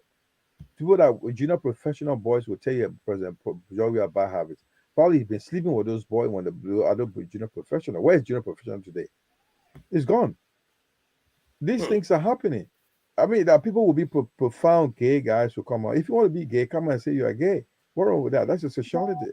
Your sexual orientation. Nobody has a problem with that. But you just be hiding behind something, telling you're going to open church, telling people you hate gay people, and you're doing that in the back. This is not going to work. Somebody want to call in, guys. Check your number, the 31, because if I got a text, man, call us trying to call in. Number 31. Check your number. It's one of you. That should be my number. And with 31, please check it because I did. If you are trying to call in and talk about this. One second, Paul. So, Linfo, Councillor Verdia did something here that is really remarkable for a councillor to come out to accuse a setting precedent. That's carry volume. If Verdia is not seeing the truth, the president can take on Verdia. That's the next point I wanted to actually bring. So I want to ask this general question. I mean, you are not in a position to answer it. I can't answer it either. But let's just brainstorm. Do you think this will make the government serious now? The president says, "Oh, but I mean, they've been accusing the whole government. But for somebody who can accuse me personally, I will take action. I will want to go to, or even though the president, according to our constitution, while he's in office, he cannot sue anybody, and nobody can sue him as well. So, but is there a way that you think he want to clear his name, come to public light, and then say, no, I've been linked to this thing, but I'm not in it? Do you think that will happen? No, but there are two things here. That sodomized a murderer. Yeah. Your Dabby did them. So they were killed. Yeah. That big allegation is not. Yeah, so will the president want to kind of exonerate himself? He will have to sue him. He will have to go to the court. That's the court will hear the truth. The Constitution forbids that. Nobody can sue the president. The he president can go out. Yeah, but Linford, consider. He was accused. Yeah, we are right. He's right. Linford is right. But the fact of the matter, he will not be president for life. Exactly. He will go to court after a presidency. Is he immune? There's no immunity that when he commit these crimes, he will be free. He has to go to court because he's committed murder. That's what's going to happen. When he's there, he's been blessed. He's been covered by immunity. He's been immune now because he's the president. He cannot be sued. But once he's out of that office, the law will be the law aligned because there's a murder hanging over his head. They need to go to court for that, and they will sue him for that. Okay, let's read it. Let's read it. Anyway, quick question, Paul. Quick information. The 31. If someone is trying to call on the number 31, please change it to call 475 475. The number end with 475, please. The 331 is not active at the moment. Could you please call on? Okay, I'll read our number. The number is plus 4475 344 03475. Yeah, please. Or if you want to call the other one, is 4799450882. Again, we repeat the other number plus 4475 344 03475. Well, okay. Like we said, look at the another accusation. Somebody just wanted somebody saying this. Yeah, Boniface is saying that this is Robert. is a victim of the president's action. See, so you see, all the accusations are coming up, and the thing about it is that the president, I don't know. Like I said, I'm really dumbfounded tonight. Does the president have that right to come and say, no, listen, all the accusations against me are not true? Or will he say, well, look, I will get mute? Yeah.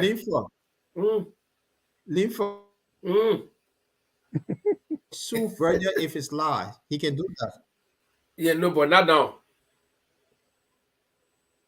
Oh, why not? If you accuse me now, no, you can't, as president, you the cannot president sue anybody. can sue, don't you know? No, he can't sue cannot anybody. sue anybody. He can't sue anybody. He can't Why sue anybody. He cannot be sued. Squaw? He cannot be sued. He can't be sued. He cannot be sued. Because He can't sue anybody. Right. Even, you see, Ellen Johnson, when Ellen Johnson took responsibility for Robert Sally, Ben Rockton, no car, you can't do anything to her. Even that minute they say cover so you can't do anything to her. You can't care to court. I'm not talking about the president. I'm talking about the president being accused of murdering somebody. Right. He's the accused. They accuse him. Yeah. So how can he clear his name?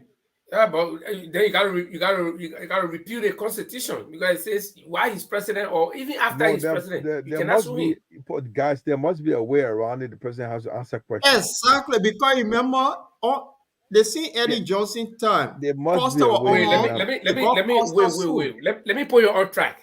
Yeah, when you're doing this thing, you gotta follow trend. Somebody will argue why is Taylor in the Hague?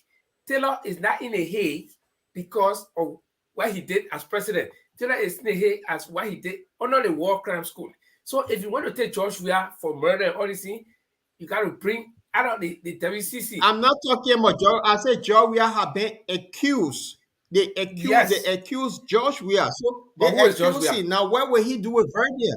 That's my question. Who is George Weah? George Weah is president, right? Yeah, he been accused of murdering somebody. Yeah, but who is he? He's president of Liberia, right? And we know he's president of Liberia. Very good. Yes, and what does your constitution say? Your constitution says I said he been accused. So we all know he been accused of murdering somebody.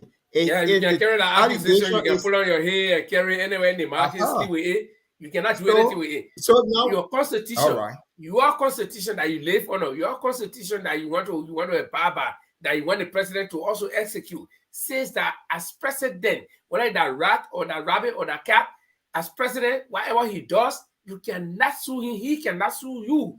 That's the point. Okay, that's the point. He cannot sue you, but he been accused of murder. That's the point I'm making. That's so what you do. So what you do? You can live with that. You the one answer. I can sing the song say the man is a murderer because Verdia said it. It doesn't make any difference. It doesn't make any difference. You can continue. Now I say you can continue to sing. You live with that. See, that's the constitution we live under. Okay, so that gives you immunity. He need to clear his name one day that he's not a murderer.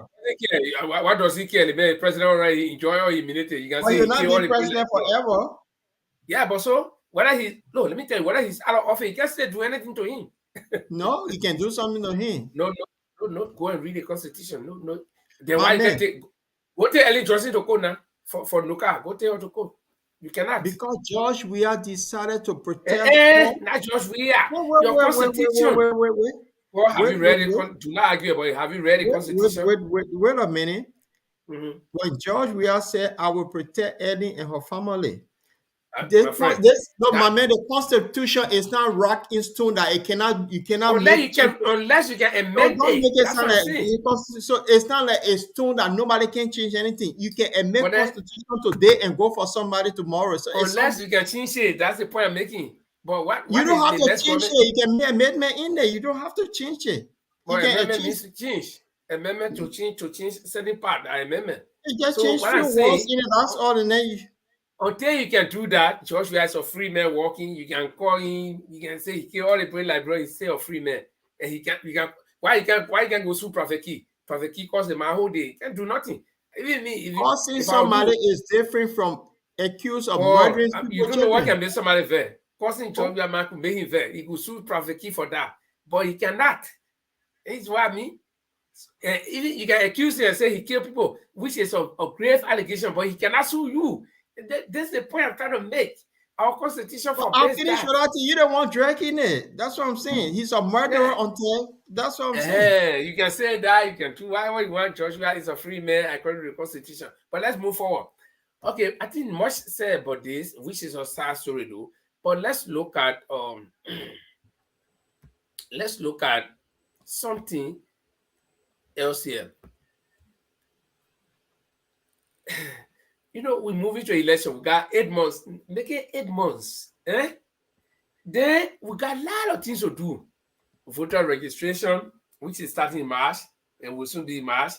Then you got the biometrics, something that we never even do before. We can get it started out there, but that's something that we should have started 2 years back. So we can train with it, play with it, test it, and know how it functions and all these things. It are not happening. Even the company that was hired, I'm hearing a report that the company that was hired are saying that they cannot pre-finance it. So that means they need to get the money that you promised to pay them, or according to the contract, you got to pay them that money, then they have it before they can start. Because they get money to start it themselves. They can pre-finance it. So no biometric equipment in the country as we speak. And we got 8 months. You got to go through voter registration. You got to go through election. You got to, or campaigning, all these things. Okay. Now the whole electoral process is dragging. Then worst of all, we had to do census. And the census that we did, some people are complaining that they were not counted. But in the same vein, the census results are out. And places that we don't even expect to be some of the most populated countries. No, I mean, let's be frank. When we were going to grade school in the 70s, 80s, they said there were 9 countries in Liberia. Then later on, they started adding territories that were like, we used to have Magili territory, we have Riverside territory, they all became counties. Okay? Now we have 16 counties. That Bapole all will be a county. Okay? Now, those little fragments that were added to the counties, nobody expects them to be as populated as those original 9 counties. So nobody can tell me that Ogbapolu will be populated like Bon County. Nobody can tell me that Oriwoji will be populated like Nima County. But the results coming out show that those counties, after just 14 years since the last census, they have, boom, people were born in twins, triplets, and quintuplets. Guys, should the opposition accept the results of this latest census and work with it and allow it to be used as the tool for this election? What do you think? All right. Listen, what I believe, like, it's going to be a sad story for us and for the opposition bloc. The thing is, the government will come and say, we don't have the resources to manage what you want. So what do we do next? Provide the funds. And the opposition is not going to put money up front for those resources, to have the resources to do the job.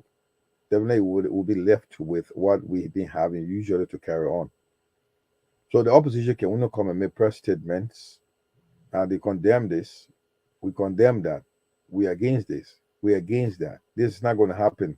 But then there's no international autonomous agency or body that comes and say, well, because of this, government is going to pin the government down to make sure government adhere to those rules, or bringing in those biometric system, or make sure the census is completed before elections. So if the government comes and say tomorrow to say, look, we don't have the resources to do it, nothing going to happen. That's the situation we're living by. It is what it is now in Liberia. The government just waited until it's getting closer, and they just come and tell us our story. Oh, unfortunately, we can't afford it now because it's too expensive. We don't have the money for it. In any country like Liberia, where you have, other African countries or other European international communities, like for instance in the US or whatever here, if these things they got special budget set aside for it, and these things, all the international community, all the agencies that's helping the government to the country to come implement these things, they are done independently. But with the involvement of the government, they have the saying. So we don't have the much of choice here. The government tell us this is what we think and this is how it is. we can't do much about it. We can only come and make press statement as opposition bloc, and we condemn this in the strongest term. That's it. At the end of the day, we're going to go government's way. So what the end result will be whatever result they give us at the end of the election. We have to live by, because this is what they want to happen. So it's a government calculated plan to have this thing happen this way they want to do. So it's government plan to just make sure that they do the way they want to do it, instead of all the biometric. You think it was going to happen? I knew it was a bogus thing. The biometric going to happen. The census was not going to be completed. We all know that, because the international community or international agency that are giving the funds, and once you give the funds, you come to the country, you give it to an agency in the country, the government help you. So, like for instance, if an expert comes to Liberia, you work with the government agency or with the government official or the government of the day to make sure the project you're doing is implemented. So when the government say that we don't have the resources to do it, the government has their part to play. We will provide the fund, the government plays our part. The government is not playing our part. There's a delinquency right there. So the government is not providing our part, it's not providing our part, our task she should perform. So at the end of the day, there will be some kind of handicap. And the opposition. Do before we continue, do you think the lackadaisical behavior of the government to provide its or to honor its obligation, to all of this process, thereby delaying the process, is intentional? Tricks, this obvious thing. These are tricks by the government of the day to make sure that they do what they want to do, to play with the numbers, At the end of the day, the result comes to the result be in their favor. Why at this time, when we have months back or years back, these things should have been planned and implemented before today. It should have been implemented a year or two ago. The biometric system, civil education body system, and the census should have been completed a year or two ago. That didn't happen. Why it's not happening now? And they're saying they don't have the resources. They're giving the reasons that we can't even hold on to. Okay, let's take it for granted that the government is doing this deliberately, trying to delay this process so that whatever figure they already came up with will be in their favor during the elections. But I was listening to a talk show this morning, and the controversial Yeke Koliva was on that show. That's the Costa show. And Yeke was asked this question: what should be done with this election if the people are trying to play all kinds of tricks? I'm just paraphrasing. And they said we should chaklaye. Yeke said we should chaklaye, meaning that people should not honor it, and the election, the whole thing was chakla, no election, nothing, and go into chaos. Then the international community will step in. Do you think, do we see anything like that happening? Because you see, like you guys were saying earlier on, that this government does not understand any diplomatic procedures. They don't honor anything that will go smoothly. They always because their background, they came from this kind of violent background where they were demonstrating. An opposition group that demonstrated, I think, hundreds or more times within 12 years. So they come with this, orientation to government. Even as they govern, they come with this orientation. So they don't understand any normal activity. You got to live like them. Then they say, yeah, this is one of us. So do you guys think that if this process continues and the government continues to drag its feet on its obligations and do not want to honor and carry the process forward, the opposition blast you just say no election, we chakla and if stop the joke here. You just quoted the Constitution just now to me. He said the president, and says I wanted for you to respond. Yes, I saw. You just quoted the Constitution to me. By January next year, I think January 4, we should have new leaders, president. Right? Yeah. New president, new representative. So if that does not happen, it's constitutional crisis. They are out. It means you have probably the military stepping in or the interim government to hold something. So don't say how. This Constitution. You were quoting the Constitution to me. Yeah. Your term is over. It means when it's over, you cannot go overboard. Your time finished. And when that time finished, that's why you get 15 other senators. They can say go second term, though. What second term? Election. But they're not going to election if they can't even. Because what they try to do, Paul, hold on small. Take emotion out of this. It's what not emotion, do, but that's what I'm saying. It's constitution. Yeah, but what they try to do is to drag all this in there. They will say, okay, the biometric is not working. So our traditional but they already canceled the biometric. They said it's not going to happen because they don't have money. So they're going to go back to the normal traditional way, right? Yeah, the traditional way. Paul, there'll be no way where the guy will have constitutional crisis. You know, let me tell you what they're going to do. They'll do it the way they used to do in Africa. They'll pass leaders in Africa. They will make sure that all the opposition say, well, because of the situation, we're not going to take part in the election. They'll go ahead and have the election. That's no, the opposition are going to say we're not going to have election. Yeah, but then the result, because what they did, they're doing the way the result go their own way. That's what's going to happen. That's the past 1900s you're talking about. The opposition not going to do it. And this is the point we're making. The opposition, they gave a window. If that window that they gave now, that they're going to have the voter registration, that window is set. If they go beyond that window, it becomes the Huawei Linfa was talking about that Yeka Koloba say, let Cllr. This is where it will lead to let Cllr because they're not going to sit back. Remember, not only the presidential thing that I'm running to be representative for District 7, and you create a situation for me not to have that opportunity. This not only presidential thing, that the entire country and senator. So when I mean constitutional crisis, this is working because this plunged the country into chaos. And when a country go into chaos, then it go back. Since Dolly is listening, Dolly, can you go to chapter 1 of the Constitution and pull that part or where it says the power is inherent in the people? I think she got the Constitution to the vote. Paul, I'm listening. So that we can look at it. The George Weah leadership is not stupid. They are not going to allow a constitutional crisis to happen. They know all the games, the tactics they are playing in a way that they will just kind of hamstring the power of the opposition bloc. So they will just take control. They are not going to let it happen, plunge the country into constitutional crisis. They won't do it because it's not in their favor. These are all games they're playing. Trust me, don't think about that. We all know that. They're not going to happen. When Jema, a criminal also know a criminal. Just how you criminal, they get criminals within the opposition that ban around the world. Listen. Let me you say your thing, I keep quiet. When I read it, they say no.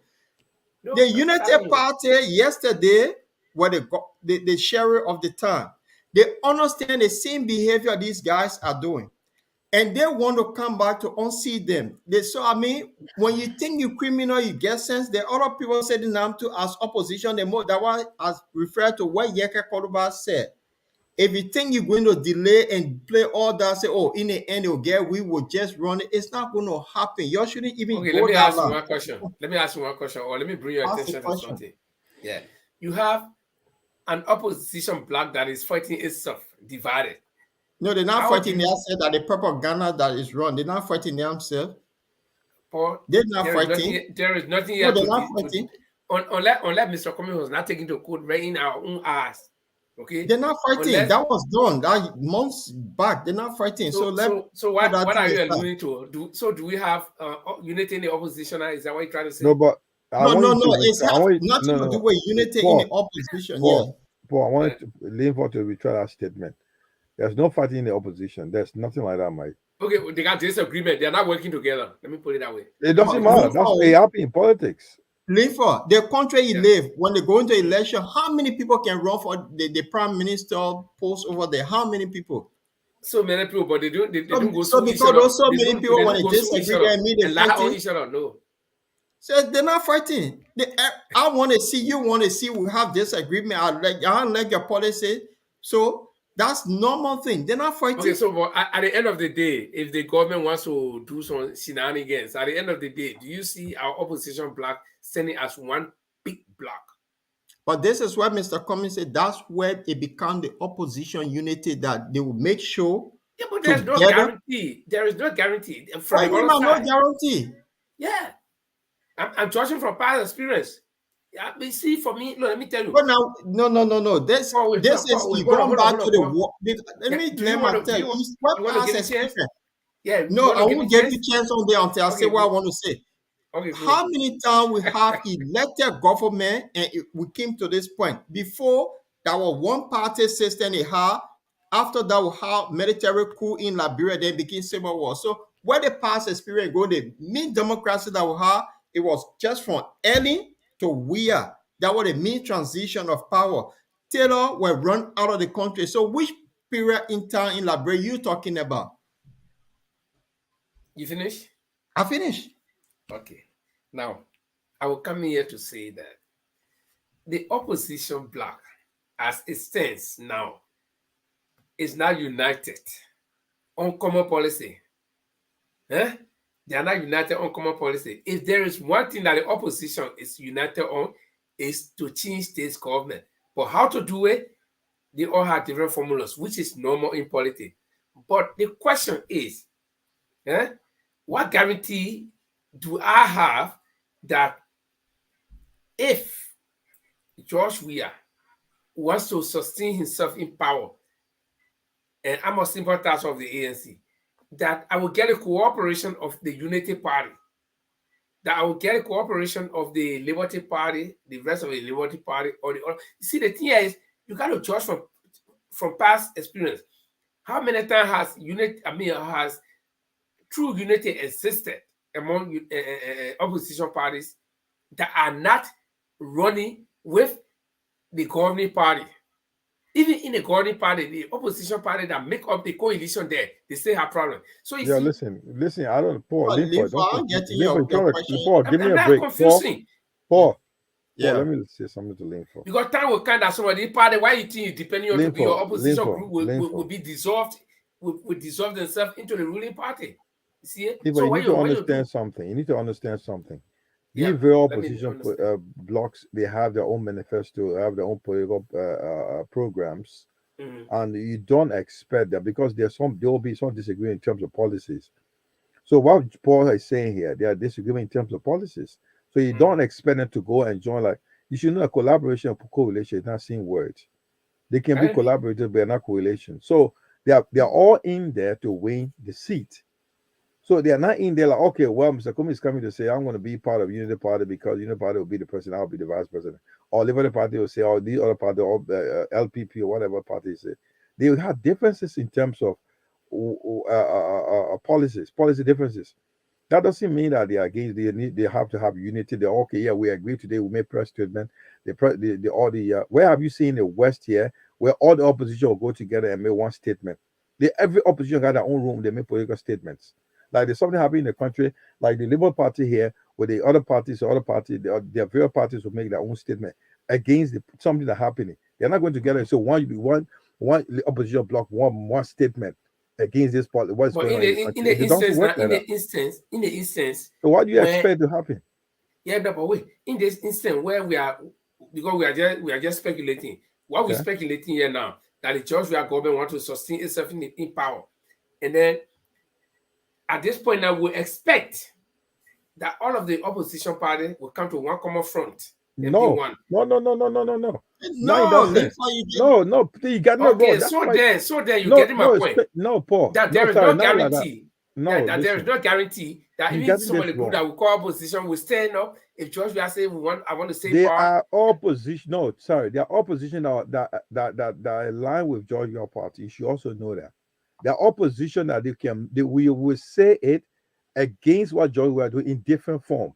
But we're not. It's not possible that it's not compulsory they come together to come at one front. No, they don't have to. So where does the chocolate come in now? That's what we're coming from now. Now you want to let you know. This is what I want to say here. I want to come and tell you, the West African region have blood and sweat to make Liberia today what it is today. If they said this thing happen, will go to another level, it's going to throw back years back. Thank you. So they should come in and see a mix of correction here.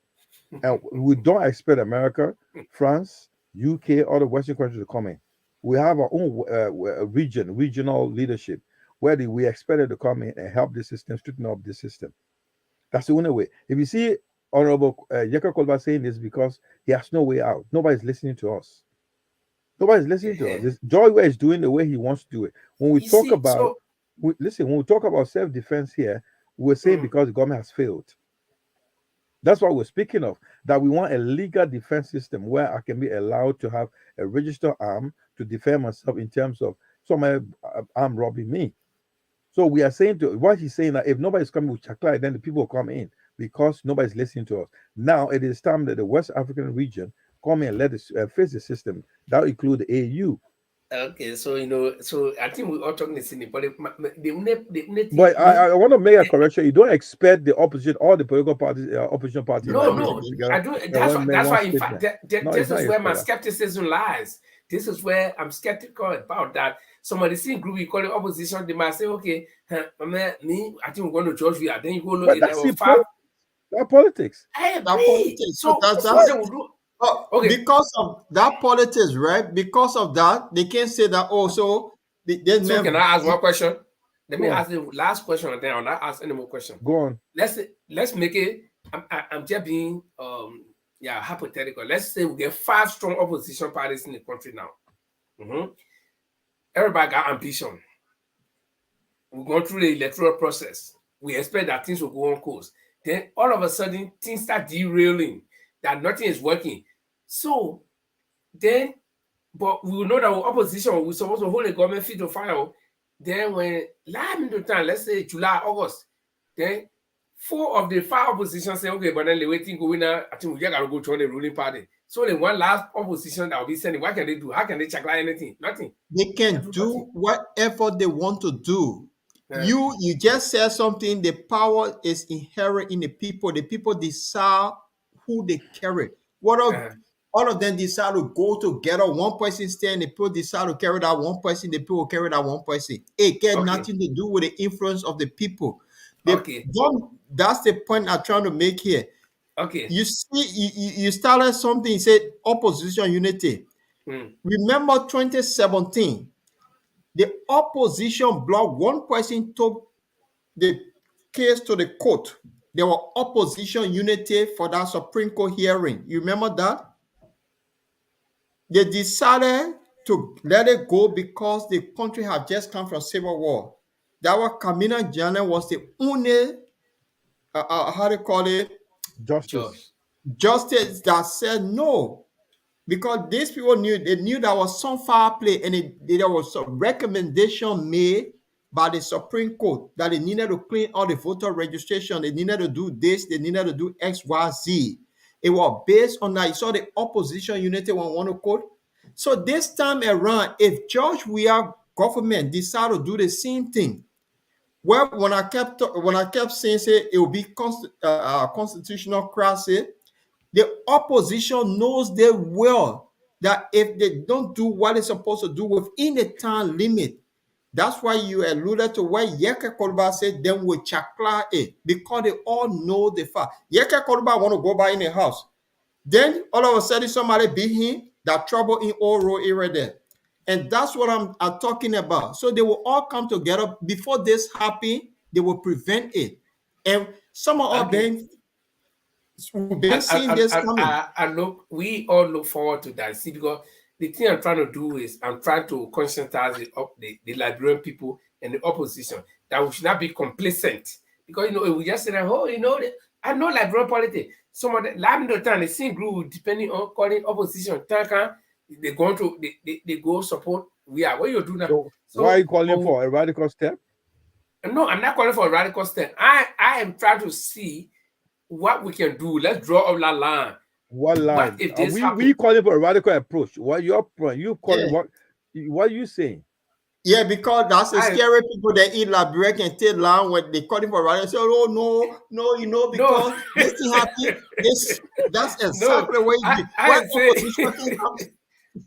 My man, nobody Liberia get high more than me. Yeah, but you really call for. You've been in the court for over 20 years. You think you can go back again? Nobody Liberia get high more than me. But my point is, I want somebody party lab no time with depending on the tag and they move from behind you. Behind you see nobody. Guys, I beg you, man. You just spare me just 2 minutes. The last time we talked about the arrest issue in Liberia, that a lot of arrests came into the country, and I said to you, the so-called politician will use the rest for vote. And How you this know? happening. Yeah, I just want to share this with you. It started happening already. How you Look at know? this guy. Show it to her. Look at this guy here. I mean, He's that from wasn't picture here, district. man. You see the guy? That wasn't picture. You see this guy? Do you Eh, know him? You know him, right? No, I no, don't no, know you him. know him? This man from District 15, the Abu Kamara. Abu Kamara, the guy who owns D5 radio. No, D15 radio, rather. that Yemri Kanga on D5 radio, is Yomni radio. I mean, This D15, I think D15, this guy. All right, Eh. that's one. Because all of them now start doing the same thing. That is Sir Joseph. Yeah, but the question is, when were these pictures taken? That's one that Why? recent That any recent picture, picture. any rest came in the country a few times. They people come and use rest again. So why would Sir Joseph and Abu Kamara be carrying no, rest on there's their so head? many of them. Even the No, guy. they carry rice to voters' house. And They That's tell it. them that we bring it to you. so We they give put it it to rest you. and then they put it around The, that. But then the the other guy warehouse. from Cape, the other guy from Cape Man, Simon Taylor, right, who were on ANC that's way, he also carried bucket with rice. They're doing it all over the place. So they're using rice now to say, I think oh, this is just symbolic. I think it's just some symbolic thing that they're doing. But You know, all guys, right. people will sit here and just play like, okay, no, but man, we gotta balance this thing here. Linford, I just knew that you have not been in Liberia for the past 20 years. Yeah. No, It's I not was like in it Liberia is now. 2016. I was in Liberia 2016 April. 6 years ago, you've been out of that country. Yeah, but you have You not know, been there if for you the know like past right 5 now, you years. not even know it. 6 years is too long. Yeah, Because man. the language have changed as well. When you on the ground now, you know how the Zogo will even call you. They get name for you. My man, And I'm you'll not be going Liberia. I'm not going Liberia. you'll be I ready want to be before one that is with something. the language you speak. You try to eliminate you right before your own language. You don't understand what they're speaking. The language, the thing has changed. No, nobody can say, my man, my blessing coming. They see you walking out, then they say, hey, my blessing coming. No. You see, to show that they haven't been like bread, they don't do that anymore. That was a long time ago. Yeah, so what they do now? Oh, I said they get name for you. But No, Yeah, but what they do now? don't tell him. Don't tell him. let me get his son. My man, no grown up man like bro. Wait a minute. Well, generally, I think it was a good show, and even though it was, I mean, it's on a side note. We all on behalf of on the borderline Liberia, we just want to register our sentiments, our deepest sympathy to Madam Gloria Scott. And I knew her very, very well during the Taylor days. I knew her very, very well. I remember one time we were at the Elections Commission, and she was not sitting very far from us, and that was 1996, 97. And she was so beautiful, and I would look at her in my heart, say, hey, I don't want found. But I would get one little boy down there, one little journalist holding microphone. In my heart, I start thinking, I say, hey, God, how some me can be fine, the whole beauty position like this. But I know her very well, and for this kind of thing to happen, it's sad. And I was reading the newspaper caption where they put where she said, "What did I do?" I mean, when I read that thing, it really went to me. Like I have served this country, I have done all I can do. So what did I do that this kind of thing? What do I deserve this? So I think it's very heartbreaking, and to the family and to her in particular, we say, our deepest sympathy. It could be anybody. And for those of you Liberians out there who are reading some miserable things on Facebook from these citizens and things, I mean, put yourself in the shoes of somebody, man. I mean, how long it takes for our parents to bring us up, yeah? And then, right in front of your own eye, then somebody do that kind of thing to your child. It's enough to break you down totally. So we in deep sympathy, guys. And it was a good show. I don't know whether each of you have any final words, and then we can close up on this thing. I think my spirit is coming back again. Thank you, Linford, and thanks to our viewers for being with us. We had a good show today, and what happened to her is not good for any parents to. I mean, the children supposed to bury their parents, non-parents burying children, and the way she died is not a good thing. What she did so much, although she still practicing law, who know why they went after her and going after somebody who have made a report to the government failed her also. And with her statute in Liberia, they should have given her maximum protection when she made the complaint. So the government let her down, but our sympathy goes to she and her family. And I hope she take courage. It's hard to bury your child. So this is the situation. And on that note, I would just say, well, it was a good show. We'll be back here again on Tuesday, and then we'll have the ladies show on Wednesday. They come up with something else again, and they kind of excited for their first appearance. So on that note, I'll say, yeah, it was a good show, guys. Thanks. And before I forget, before Jamal comes in, Marie is watching it, and I was at work when I was watching the show. I was really surprised. I mean, the way they conducted the show, it was good. The questions were in place, and I was like doing my finger like this to myself. I say, yeah, thumbs up. We are never disappointed on bottom line. I really appreciate you guys, Marie. And so, thank you. And Paul, you did excellently well with the technical work. Thank you. Jamal? Yeah, thank you, guys. Thank you very much for tonight's show. And I would just want to say, I still want to send a call out to everybody. The situation like we want to still re-echo this. The security system, the level of insecurity is heightening up in Liberia. I want to call on the hostile legislature to allow our guys to have a registered arms to defend themselves. They must defend themselves. They must defend themselves. It's getting too much. It's getting too much. We can't cope anymore. That, like you said, we don't know what the Georgia government had the chance to leave. He is doing everything possible to keep himself in power. And if he stays in power for another 6 years, what are we going for? Exactly. For the first 6 years, he's not controlling the security. There's a heightening of insecurity in the country, and people are dying. So what I'm calling for, the House of Legislation need to look into how our people can have security. If the government continue to show failure in providing security for our people, they should allow our people to have a registered arm to defend themselves in case for self-defense. That's how I want to end on tonight's note. And I wish you well. Thank you for coming, for watching us, and thank you for sharing the show. We're going to be here next Friday. And also, like for the ladies, Women Hour comes to everyone is there. Please don't forget to share, to join us. It's been hosted by Marie Massacre, and she's been co-hosted by there's a co-host, Mina. Yeah, these are our ladies that are doing great things here. So we say a big hands up to them. They did a great job last Wednesday. They were a very, very good show. So thank you very much for coming, and thank you for Mario Oita. Was a great show, and thank you guys. You make us proud. I think you'll continue having show. And also, don't forget, if you have any, this is a European platform. In case you know anybody in Europe and Liberians or any other Africans that we need to know them. They want to know their good work, what they're doing around Europe here in Africa, the efforts they're making. Please bring them on. We all like to have them on the show. This is only politics. We want to discuss everything that is make our life bigger. We want to also make the platform where Liberians or Africans can also come, have the opportunity to discuss something that we all can learn from.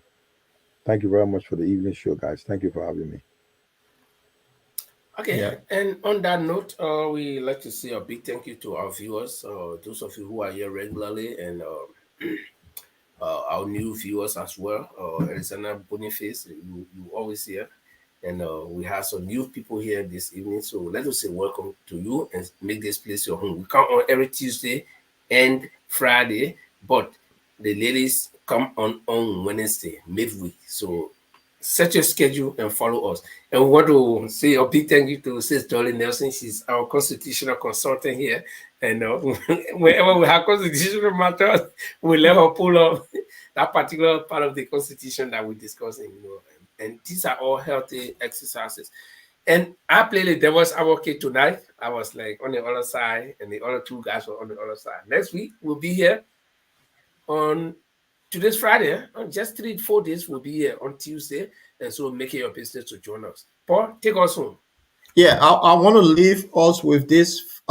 The Mr. Cummings' message for Liberia. He have his 5 pillars to just live with what people can, why he's running to be, and he should be the best at this time. So I just want people to listen to his 5 pillars. On that note, I'll say good night to everybody. Please listen to this. There are 5 priorities we have, and we call that the what.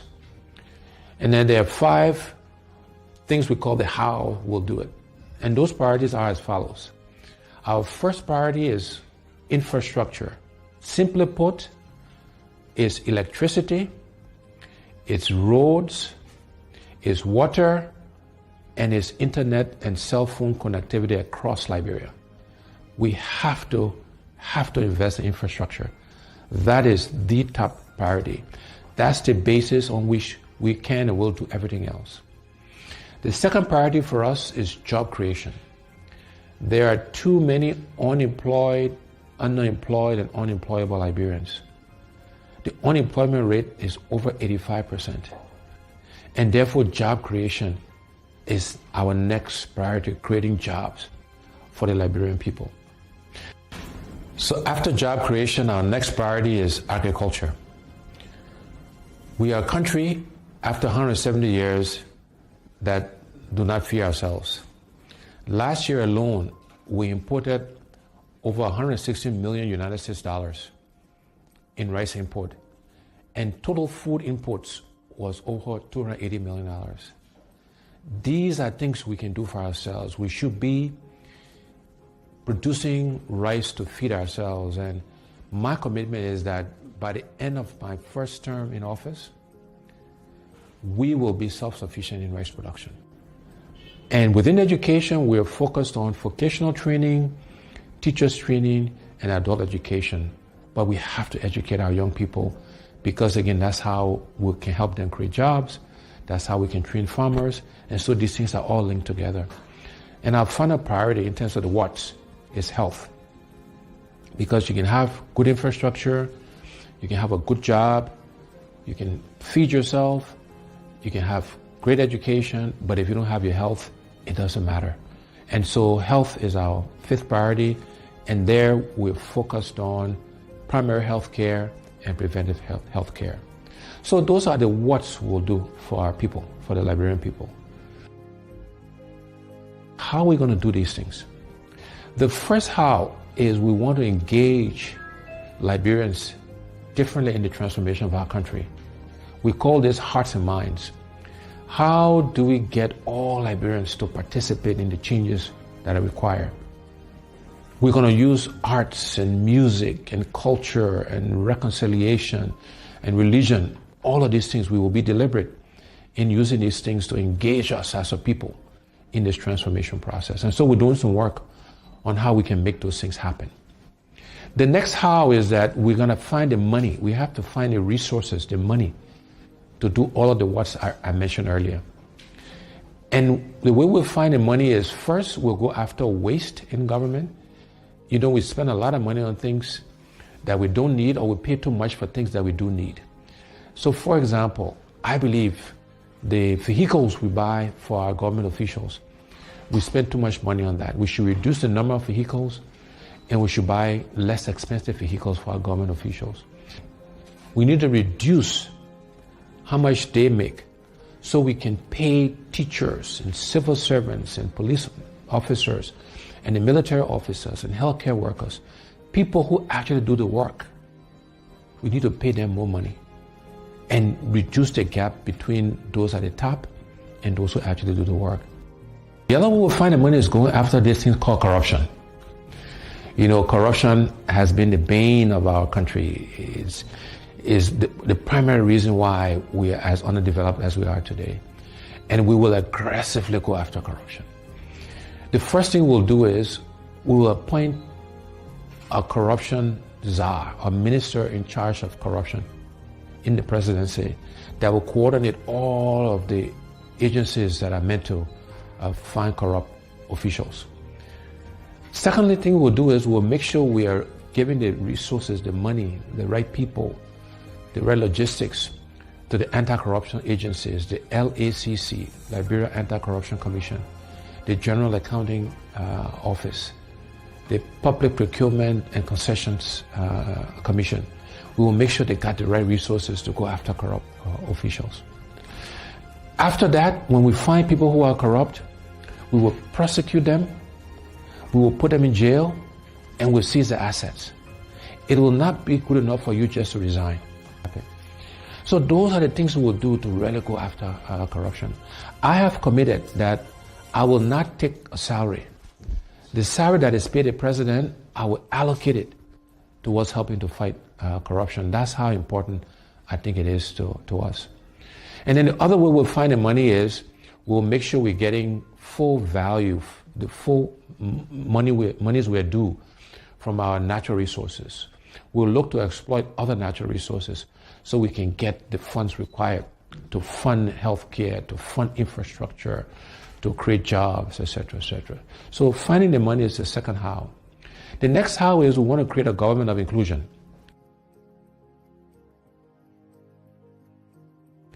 We want all sections of our country to be represented in the government. We want opposition political parties to be in government. Because we believe that having a government inclusion will help all of us make the right decisions. It will make sure that we're spreading the resources of our country across the entire country. And then the last two hows, one is growing the private sector. We will focus on growing the private sector so Liberians can primarily benefit from that growth. No longer should Liberian business people be spectators to our economy. And we want to actively support Liberianization and encourage and provide credit and other facilities to Liberian businesses so they can participate. And last but not least, we will use technology. We'll leverage technology to help us achieve our goals. So those are the what's and the how's. But let me end by leaving you again with these two universal truths. One is we cannot keep doing the same things, my people, and expect different results. We cannot keep electing the same people with the same experiences and expect Liberia to change. We need to elect and select different people to lead us, to serve us, to help us manage and run our country. And the other universal truth is the best predictor of future performance and future behavior is past performance and past behavior. And